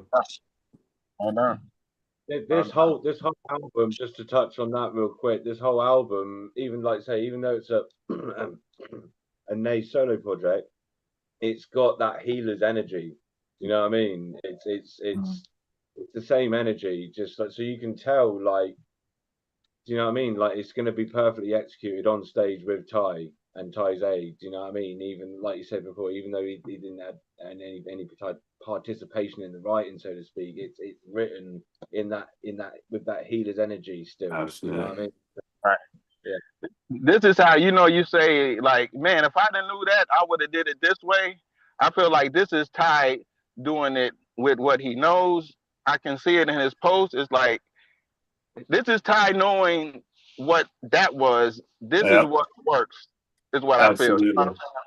Well done. And that's you perfectly explained it there, D, because like when these guys were we're kind of like talking and stuff, I was like, look, dude, I don't need to have any creative input with the music. Like, let me be a fan the same way everyone else will get to. Do you know what I mean? So I didn't really. I maybe heard like 6 demos about a year ago.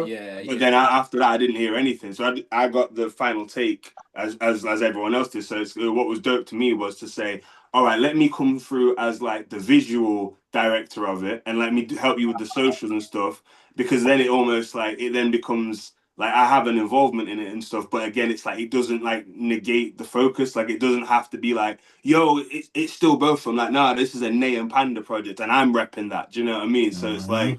It's about not having an ego. I mean, GRYSKL is a brand because all of you contribute. Do you know what I mean? It doesn't matter which member of it is at the forefront right now. It's the Wu-Tang thing, isn't it? Everyone got to shine. So it's like, it shouldn't be any different. So again, it's like, I feel just as honored as everyone else. Do you know what I mean? So again, while it has got that healer's energy, I just want to make it very clear that this is a Nay Loco album, and he does deserve the respect for the MC that he is. You know what I mean? So yeah, man. Absolutely. And you can absolutely hear the difference between the two of you as MCs too. When you listen to the two projects, you can absolutely tell, no, this is absolutely something different, although they're combined and bound. And even though the real binding is the instrumentals between the projects or the producer between the projects, you can hear there's a soul connection between the two MCs. That's not an audio connection, but a soul connection. Appreciate that, man. Appreciate you saying that for sure. Speaking of soul connections, man, what a song to segue. Like, yeah. So it takes it next into I Saw You, doesn't it? You know what I mean? So this is the other joint that was kind of made almost in reverse again. So me kind of right into Ninth Wonder beat, Panda kind of just fitting something around that just worked crazy. And to be honest, it's probably better than the original. So Ninth, you better watch out.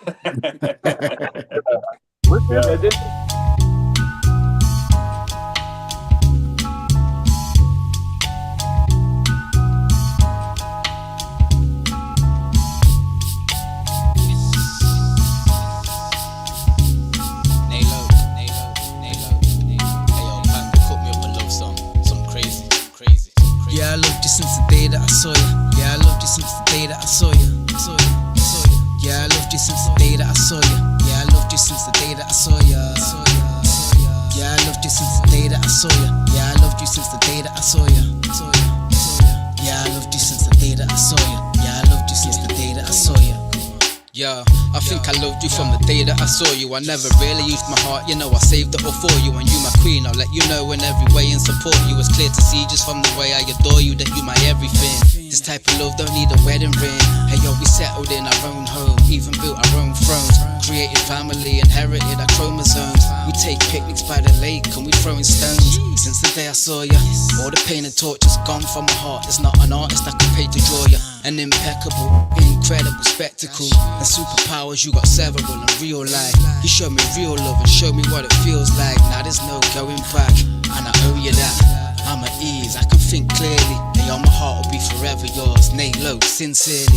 Yeah, I loved you since the day that I saw you. Yeah, I loved you since the day that I saw you. Yeah, I loved you since the day that I saw you. Yeah, I loved you since the day that I saw you. Yeah, I loved you since the day that I saw you. Yeah, I loved you since the day that I saw you. Yeah, I loved you since the day that I saw you. Yeah, I loved you since the day that I saw you. Hey, yo, Things were strange at the time when we met. Was right after I accepted that my life was a mess. I was broken and emotionally violent at best. After spending many years of my life up in stress. Stay smoking, stay drinking, stay high, puffing cess. Was still clinging to the fast lane like I couldn't rest. When I connected to the heartbeat right in your chest, the energy was crazy, baby. I was impressed by your personality, plus your attitude, and the way that you appreciate and show your gratitude. Wherever the longitude, whatever the latitude, trust me, it don't matter, boo. I'll be running after you. Don't stop. It's good to know I can rely on you, that I can give you all my heart and put my life on you. I love you. 3 9s mean 5s on you. I fell in love on the day I laid my eyes on you. True. Yeah, I loved you since the day that I saw you. Yeah, I loved you since the day that I saw you. Yeah, I loved you since the day that I saw you. Yeah, I loved you since the day that I saw you. Yeah, I loved you since the day that I saw you. Yeah, I loved you since the day that I saw you. Yeah, I loved you since the day that I saw you. Yeah, I loved you since the day that I saw you.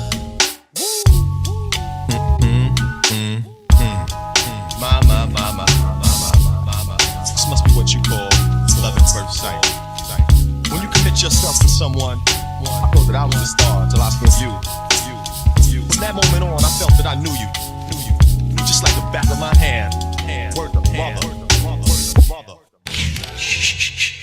Yeah, I had to do a song for the other half, the better half. You know what I mean? Showing my love once again. Obviously, I had the missus on there, Veronica Kane, on a couple of tracks with me, but I had to do that one special tribute that was like the surprise to her. So again, she rocked with me all the way throughout the project and was kind of hearing everything that I was doing. Obviously, I'm recording in the same house as such, but that was one that every now and again I have like a tune. I'll do a tribute to her. It's kind of like, right, I gotta write this, and then again, it's finding that right time to actually record it, where I can get some time in the house where it's just me by myself, where my son's not in his bedroom, and all of that kind of stuff. But yeah, it came together, and yeah, man.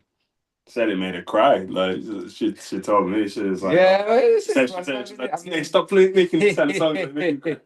Yeah, we have them moments, man. But I try and be romantic in small ways, and music's one of the ways that brings it out of me. So yeah, to my queen, love. Yeah, that's beautiful song. Beautiful song. I'm adding that to a playlist that particularly for her. You know what I'm saying? Yeah, like man.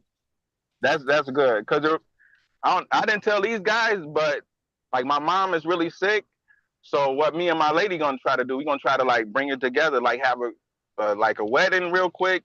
Oh man, amazing! Oh Right? shit, man. Well, blessings and love on that, bro. Like, wow. Like, thank you for opening up. You know what I mean, and letting us know. Like, appreciate that, bro. Wow. Yes. That's a big deal. Congratulations, D. Yeah, especially at a time like this. I know your mother appreciate that, man. Congratulations to the whole family. Oh yeah. But that's a spot because she sent me the playlist last night. She had like 11 hours, so I'm like, damn, we want to put hip hop on it. But something like this reminds me of something. That's the first thing I want. I saw you like that again, like what she is saying. These are the people that they know they love hip hop. If they say, "Oh, you bringing hip," I know you like it a lot, but you give them a reason to love it for all the right reasons. You know what I'm saying? So that's what I mean. Very done. Well done. Thank you, man. That's what I'm trying to do. I was going to say that perfectly kind of segues into what I wanted to say about this track, and God bless you for sharing that again, like Ty said and Nay. With this track, again, like Nay said, it was one of those where he spat it over a Ninth Wonder beat, and I had to kind of remix it. And again, I approached it like wanting to match the energy of the ninth beat and everything else like that. But at the same time, I wanted to give it like a slightly different feel, like so subtle feel that you wouldn't really notice it, but it's a subtle different feel to the rest of the album by adding that extra percussion to the snare, almost like that tin, that dum dum. Yeah. Little subtle things because I that's how I envisage this track. When I listened to the track over the ninth beat, I was like, this is one of those that could be one of those like kind of crossover joints. Do you know what I mean? It pleases the diehard kind of hip hop fan, but at the same time, it's accessible to those that aren't even into hip hop. Like if a couple were in a club or something and this played, they could, you know, they could, even though you've written it about BC, do you know what I mean? Just the hook alone, they could like look at each other's eyes and sing that shit. There you know you what go. I'm saying? Yeah. Yeah. It could be one of those joints, you know, and that's why I wanted to give it that kind of dum dum dum dum dum dum kind of feel. Do you know what I mean? Because that was essentially, like I said, inspired by the ninth beat. But yeah, it's definitely one of those joints. Like you say, it's like a crossover type joint. You know? Yeah, man. Definitely got that bop to it. Get people moving on the dance floor, like you say. Yeah, and you called it with the snare too, Panda, because like I was already going when I heard the sample rolling, and I don't know if those were your sticks in there or if those 6 sticks were in the sample, but the sticks really stood out to me too. But once that snare hit, it was over. There was some, yeah, there are some sticks in the sample, and that's essentially why I added some extra sticks, you know what I mean, to kind of like mingle in with them. So the majority of the stick, I think, like I said, there's that kind of like tinny thunk on the snare. I think I'd have to go back and maybe whatever myself, but as from what I can remember, yeah, there is a little bit of an additional kind of stickage. Do you know what I mean? I mean, whether it was, I mean, if it wasn't you, I was gonna say that was an incredible job, either mixing those sticks or just an incredible job finding a sample that happened to have sticks that dope. Yeah. Again, it was the whole it was the whole stereo separation. Do you know what I mean? Of the sample, a combination of that and the way that I flipped it. Do you know what I mean as well? Because it is, again, like I do with most of my beats, I don't like it's. Every now and then you'll get a beat where it's just a straight loop. You know what I mean? Where I've added drums, which you'll hear later on, which is one of my favorite joints, to be honest with you. One of my favorite joints on the whole album is just a simple loop, so to speak, with a change up every now and then. But most beats I like to chop up and rearrange. Do you know what I mean? And things like that. So try. I suppose in a weird way, trying to smartly outsmart the algorithm. Do you know what I mean? When it comes to that old, you know, oh yeah, we recognise this sample. Oh yeah, you know what I mean? Like, I want it to make it hard for them. Do you know what I mean? Where even if that means maybe pitching some stuff up or pitching some stuff down a little bit and just chopping it up, and you're like, that sounds a little bit like this one, but I can't get. Do you know what I mean? Like, so. Then they have to expect the unexpected from you, innit? Yeah, that's it. Absolutely. You know? Man, that's perfect. And then we head from there into change. Then from I saw you into change. Here we go. Hey. I don't really smoke cigars, but I puff a Cuban. Got the tap I spin around on the lazy Susan. All the haters you can fucking do one. I ain't a killer, but yo, if they cross the line, I'll have to snuff a human. We all got troubles in our life, but me, I struggle through them. I gotta be a champion, was never good at losing.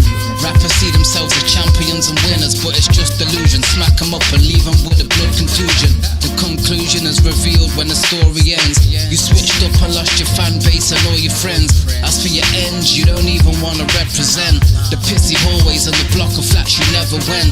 Change is good if it's changing for the better, but nowadays people stay changing like the weather. It's sunny now, blue sky, shit ain't gonna stay the same forever, so I'm stacking up and saving all the cheddar, yo. Changing for the worst or changing for the better. Change is gonna happen, shit don't stay the same forever. All my people going through these changes all together. Changing like your girls weave, changing like the weather. Changing for the worst or changing for the better. Change is gonna happen, shit don't stay the same forever. All my people going through these changes all together. Changing like your girls weave, changing like the weather. Changing like the wind and the tide at the beach. I keep one eye open when I lie down to sleep. The science is deep, cause we evolved from primates to Neanderthals and changed up into humans that can write and can speak. We type and we tweet. With no typewriter, still we typing faster on our phones, trapped up in the internet while life pass you. Things have changed since the days of ever bowing to a white master. Everybody's black and we got white rastas. Still wishing that the piggies would just ride past us instead of looking back. Blue lights in Dublin back. Hey yo, my boy is on the run, cause 8 years is what he's looking at. Some things will never change, he still hustles packs. Duffel bags full of cash, looking fully flash. Your soul empty, heart full of trash. Yo, this life is the craziest and funniest endeavor. But does money make it worse or does money make it better, yo? Changing for the worst or changing for the better. Change is gonna happen, shit don't stay the same forever. All my people going through these changes all together. Changing like your girls weave, changing like the weather. Changing for the worst or changing for the better. Change is gonna happen, shit don't stay the same forever. All my people going through these changes all together. Changing like your girls weave, changing like the weather. Yo, I'm just being honest, change is upon us. Calisthenics, now I got the frame of Adonis. Still turning on the TV and seeing crooked politicians on their own mission, breaking the promises. We're in a state, yo, it's obvious that we need more great colleges, schools and paid scholarships. Instead of racist, misogynists and health companies who got their hand up in our pockets making dollars quick. Change the way that you treat us and change the way you address us, and you can change how you lie and say that it's for the better. I don't care if it's written in letter, cause you're not fooling nobody whilst you're thinking you're clever. Smart asses never got far, they only got found out. Scammers and the liars still clinging to the roundabout. They need a change, so I feed them change. And no money, just some knowledge, that's the good food to feed the brain. Changing for the worst or changing for the better. Change is gonna happen, shit don't stay the same forever. All my people going through these changes all together. Changing like your girls weave, changing like the weather. Changing for the worst or changing for the better. Change is gonna happen, shit don't stay the same forever. All my people going through these changes all together. Changing like your girls weave, changing like the weather. Changing for the worst or changing for the better. Change is gonna happen, shit don't stay the same forever. All my people going through these changes all together. Changing like your girls weave, changing like the weather. Changing for the worst or changing for the better. Change is gonna happen, shit don't stay the same forever. All my people going through these changes all together. Changing like your girls weave, changing like the weather. Nobody likes change. As the world revolves, you gotta learn to adapt. Nobody likes change. As the world revolves, you gotta learn to adapt. Nobody likes change.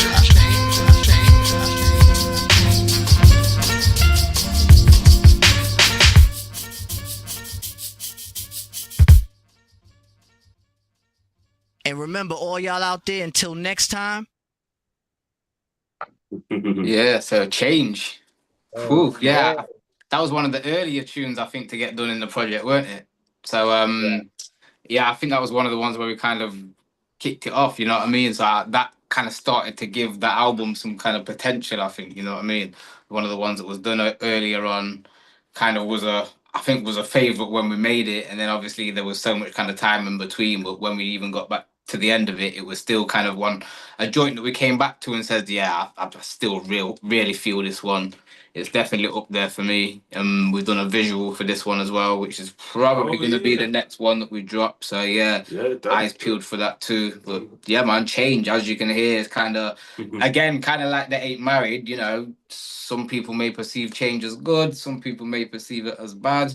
Some things need to change. Other things, I'm just kind of documenting the change that has happened. So, you know, it's just me kind of talking about the times and the changes that we see.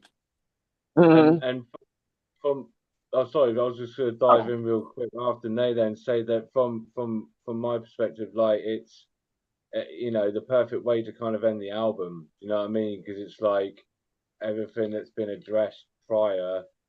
Now it's time for change. Now it's time to try and, like you say, whether it be change for the worse or change for the better, but I hope it change for the better. You know what I mean? So, and can I just very, very quickly add, I think I might be the first producer or DJ ever to sample Ross from Friends. I knew it. Yo, bro, literally, I was trying to figure it out. Not today, a different day. I kept saying it in my head. I was like, what do I know that from? That was from Ross and Rachel breaking up. There was cheating on her part. I was like, I knew it. I knew it was Ross.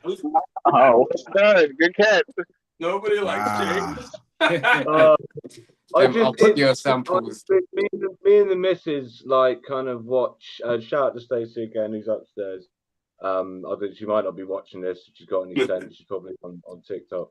But we like, oh forgot what I was going to say now. Essentially, but with the Ross thing, like we always have friends on as what we call background. You know what I mean? So when we're going off to sleep, we can't just like have nothing on. We can't have silence and darkness when we go off to sleep. We have to have the telly on in the background.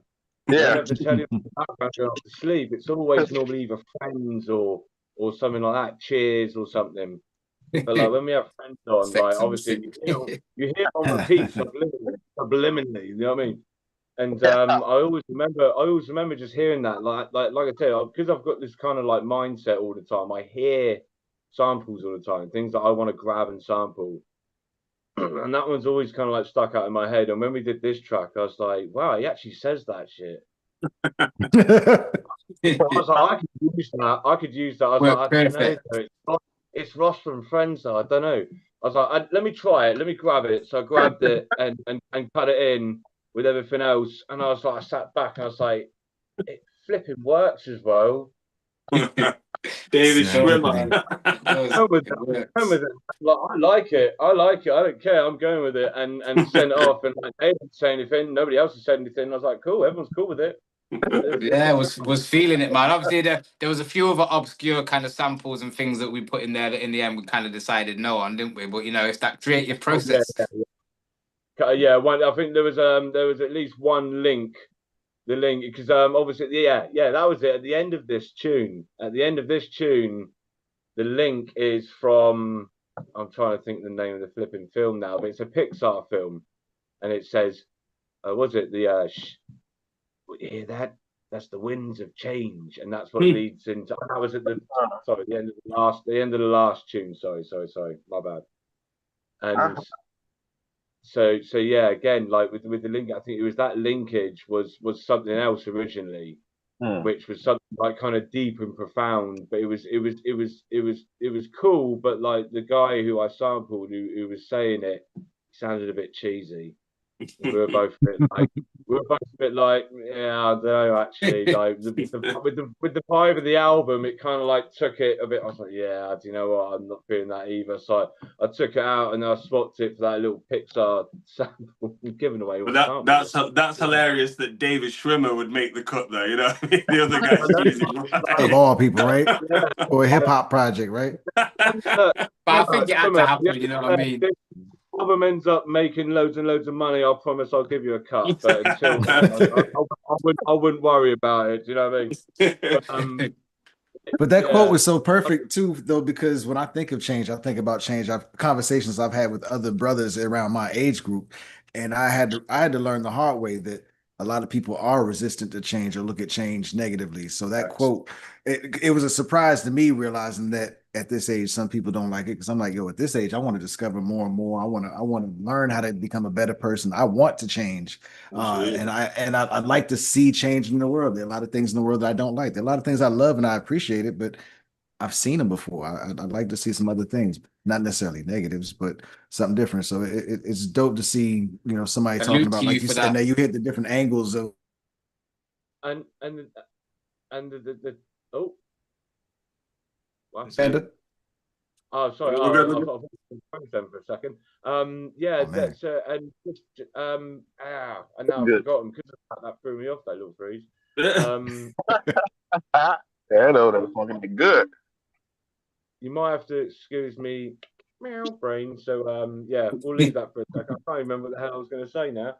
But it's something profound, I'm sure. But yeah, so I mean, kind of, song wise, as far as kind of it goes, me writing and me putting lyrics on the tracks, that kind of brings it to a close. And then obviously you kind of got Panda doing his thing again and showing you kind of some skills at the end and really just wrapping it all up nicely. As I say, if you want more, get tapes and there may be more. But in terms of the project itself, it's going to go out kind of, Bandcamp, Spotify and such. Do you know what? Just on, obviously not everyone can see this, but like just on the film, like dichotomy of it all, a lot of the songs, you probably can't see it, but they have like in brackets, they have like Act 1 into Act 2, and then you have like Act 2 into Act 3. Yeah. And then this final song, I guess Panda was the idea like this would literally be like the end credits, like a film with the black titles rolling up, right? Because that's what it says on the bottom there. It says end credits after the track title, Until the Next Time, end credit theme, which is really cool. So, And as we always like to sign off, and as we always like to sign off, and remember all y'all out there until next time, and as we always like to sign off, and remember all y'all out there and as we always like to sign off, and remember all y'all out there until next time, and as we always like to sign off, until next time. So bong. Peace. 5,000 G.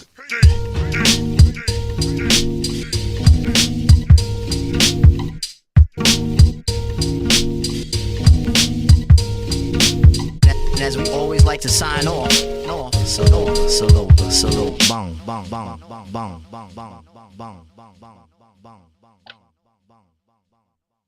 And what you do with your interludes, intros, and outros is something special also, because you don't just do a simple loop.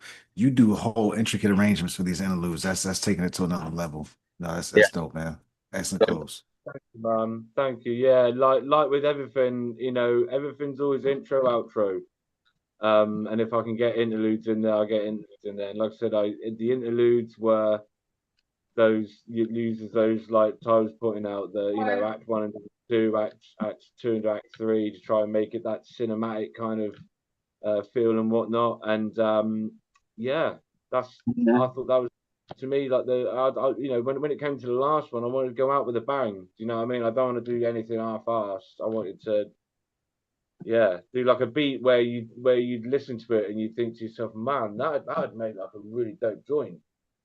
Well, I was just about to say, I think you got another beat there that some people might want to spit on. Yeah, word. There you go. It's you knew that one was up my alley. There we go. And it feels like a segue to something else too. It feels like an open door to something, like maybe a local Healers and Panda project or something. Yeah, at the end of the day, like a good film does, it leaves you with a possible, sequel, right?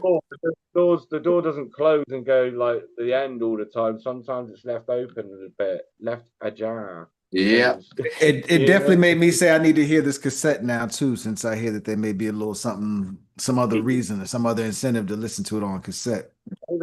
Maybe. Well, yeah, we'll be making that available on Bandcamp as soon as possible. Obviously, I mean, I got the delivery drop today.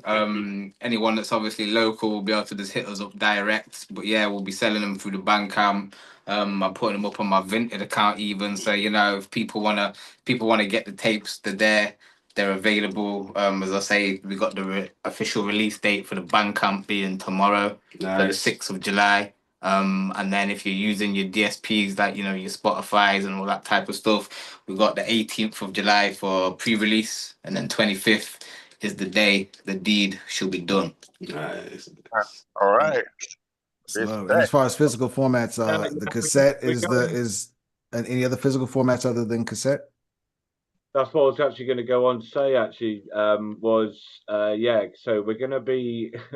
I'm going elaborate as always with regards to the packaging on things. I'll reveal more we'll reveal more in due course. But yeah, we're going all out with CDs. There's going to be a CD release.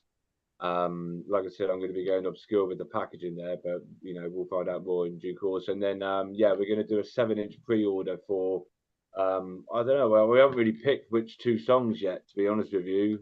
Maybe people can vote. Maybe people can vote what their favorite joints are, and we can make those 2 tracks the 2 joints that go on the 7-inch. Maybe so. I mean, there's a possibility even in the plan to bring back. If you remember, we actually, as I say, we did start this project quite a while back, and I think that actually the first track that we did, we put out as a single when we kind of were at the thought process of maybe kind of wrapping this work up a bit quicker. So there was a track that we did that was actually called Rishi Tupac. So politics wise, you probably heard of Rishi Sunak. You know what I mean? One has been involved in a lot of English politics. There was a lot of fuckery that did and didn't go on with him in power. So that was one of the tunes as well that was put out and was originally going to go on the project. In the end, because how time kind of passed, we decided that you know, it's not really going to work for this project. He wasn't kind of really instated anymore, and it was the first thing we'd released. But I mean, it's always something we could go back to. We might revive that one. Yeah, Rishi Tupac. that particular joint, Rishi Tupac, right? Because I remember, obviously, again, like all the other joints, I made the beat, sent you the beat, and then obviously time passes. And on this one, like I said, this is one of the first joints that we did. I remember you wrote and recorded this one pretty quick. And when you sent me the reference track for that one, it was when I was on mine and Stacey's honeymoon in Egypt. Yeah. And that was 3 years ago. So Wow.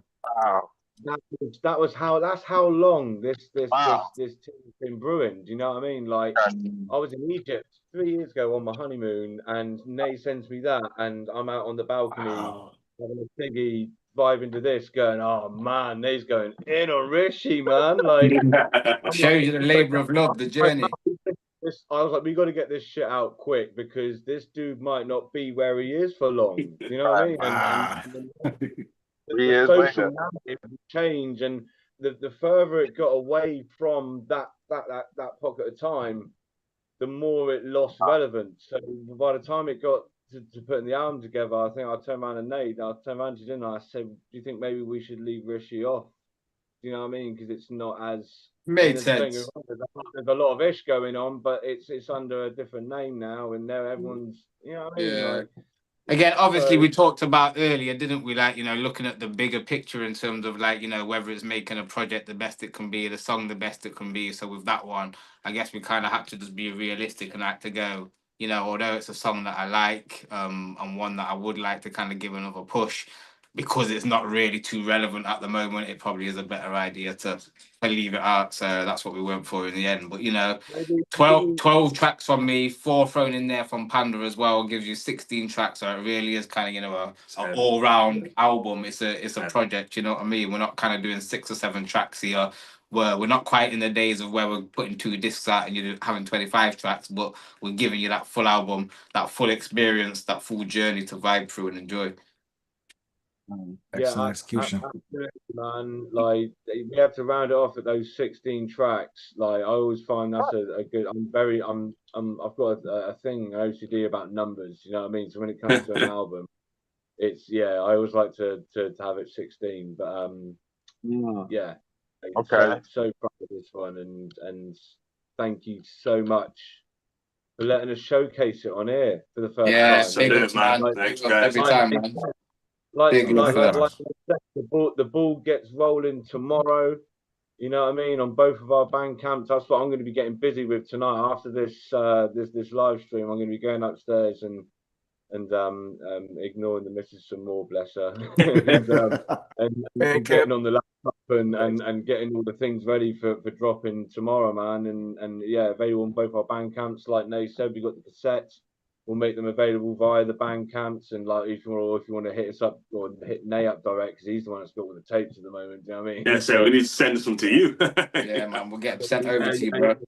Say for us the Bandcamp URLs. Well, it'll be mine and Nay's. So what's your URL, Nay? We got Nay Loco. It's just that. Yeah, let's have a look. Yeah. nayloco.bandcamp.com. Got it. So that is I think it's Pandamonium UK. Yeah. All right, cool. PandamoniumUK.bandcamp.com. Perfect. And I like the fact that you guys are doing that balanced strategy, that balanced rollout, the 2-store strategy with rolling it out to you, exposing it to both your fans at the same time, or your fan bases at the same time. And I love that, man. The way that artists are taking over our relationship with our consumers and really doing things that are more creative and that aren't just kind of stuck in the standard way of doing things is really starting to inspire me too. Seeing the art of the rollout, Q's something similar, a really artful rollout here too. So thanks for the inspiration on that front too, along with the music, man. Excellent project, fellas. Thank you very much for bringing it to our platform, sharing the moment with us. Like you said, Panda, these are like family reunions, and that's exactly what this felt like, man. It really brings us closer and helps us see that this is part of the same. We are all part of the same hip hop family tree, man. Absolutely. Yeah, man, I feel blessed to have been afforded the opportunity. So big ups to yourself, Sean. Big up to everyone that's come on here, and thanks for your kind words as well. Hope you can all go away and bump this and enjoy the fuck out of it. There is one more thing, and I was thinking about it earlier, and I went downstairs. There is a video for Kick Around 2 in the works. Maybe you guys take that one. Like, you know what I mean? Put them both on the page. Absolutely. Like, Yo, that would be an honor. And maybe we even drop it together or something like that too. Last time we dropped it kind of randomly and with a little fanfare. Maybe we have an event or something to drop it. Yeah, man.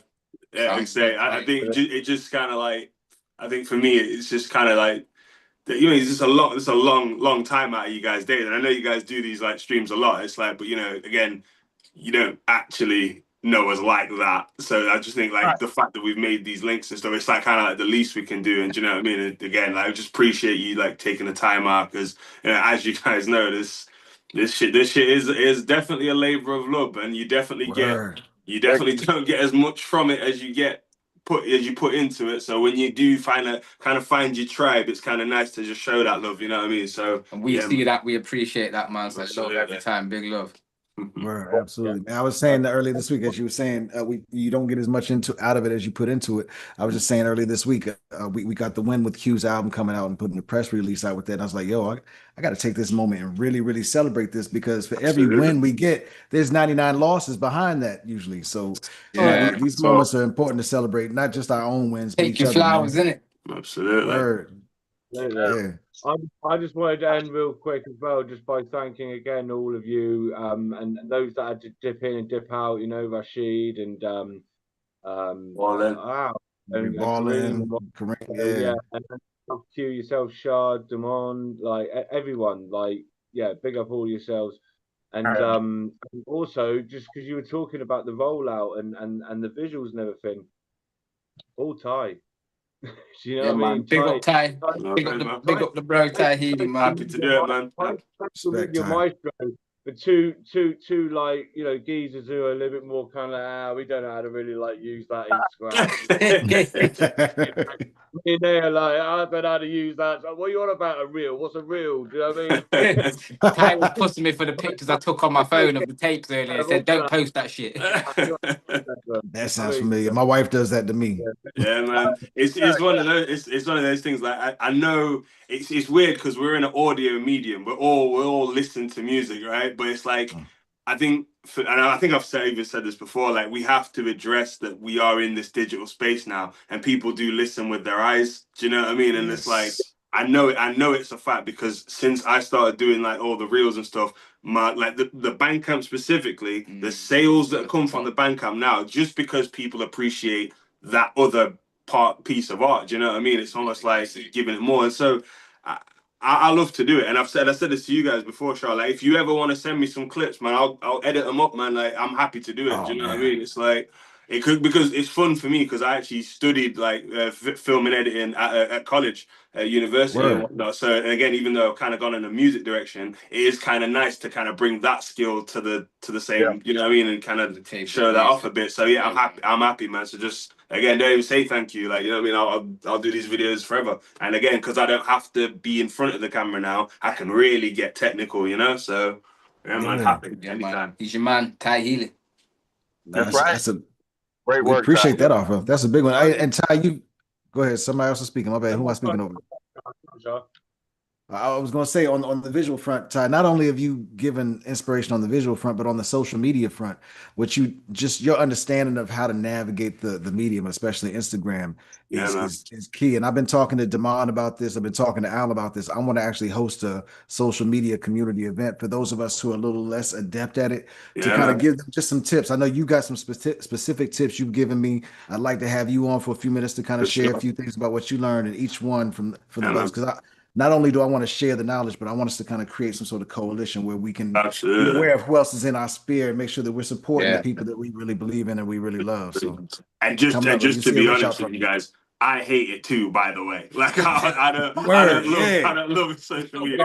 I have yet to meet a musician who I hate loves it as it, well. man. How it's just like, it became one of the things where it's like, we can keep ignoring it, but it's like we don't want to like eliminate ourselves from the because the music's so good. So it kind of like in my brain, it's like let's not let ourselves down by having like subpar visuals that then because again people don't like listen to it the same. Do you know what I mean? I see bullshit songs a lot, but the visuals are A1 and it does trick you. It is some wizardry there. So it's like I think knowing that we've got to at least like show some level of like look, we can make this look as dope as it sounds because the music is so strong. I almost feel like how could we lose? Because if we can play you at your game, you can't play us at ours because your music ain't that dope. Do you get what I'm saying? So it's like we've got to match it there. Like so, yeah, man. So again, like anyone who I fuck with, i.e. you guys, I am definitely down to do that with because we can, you know. More to come. Really. No, we can definitely use that. We had a piece of a conversation this week about visuals. We got somebody came in and gave us some compliments on them, and we've been really working on trying to build a pipeline or system to kind of collaborate better on those. Damon and Al just did a perfect example with the reel they did this week of just handing a piece of video from one to the other, and it went from here to here. Yeah, man. And here wasn't slouchy by any means. Absolutely. So having somebody else that we can tap in who's got actual know-how and understanding of the science of filmmaking is the offer is it means a lot. Appreciate you, bro. Hit me up, man. You know, I'm one click away, you know. Sharing the skills within the community, in it, like we say, man, we're local healers. That's what we're doing, not just locally as well, internationally. There we go. Absolutely. That might have to be the song we do, international healers. Absolutely, yeah, man.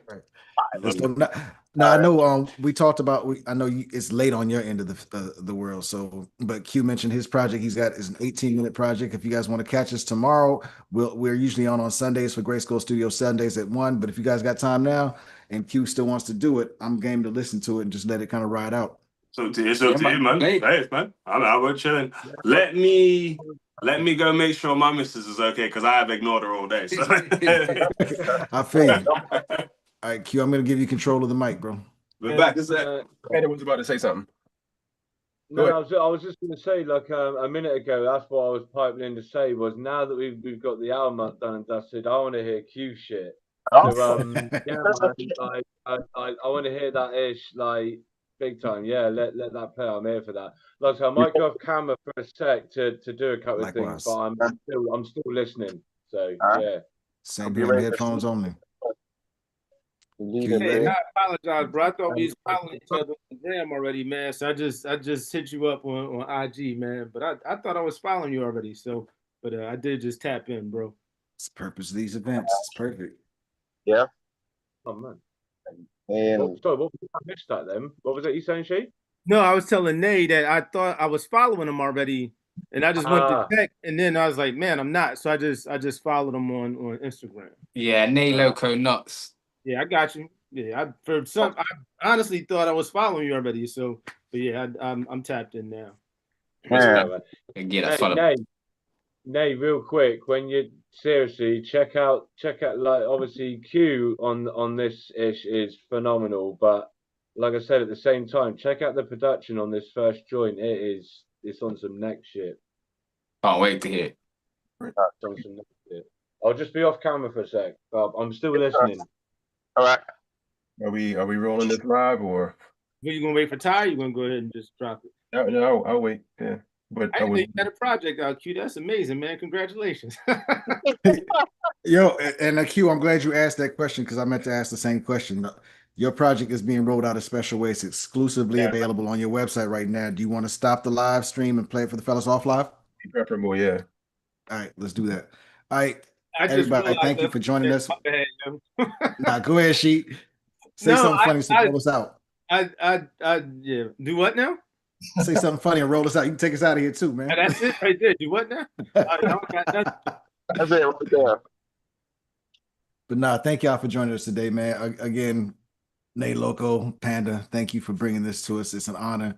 I know you guys could have taken this anywhere to show it to somebody. You guys brought it to us, and that means the world to us. It helps us really understand what this bond means to you guys as well. We already know what it means to us. Big ups for having us, bro. Ty, Healy, the family, everything. Absolutely, brother. Look forward to getting to know you a lot better and looking forward to some collab.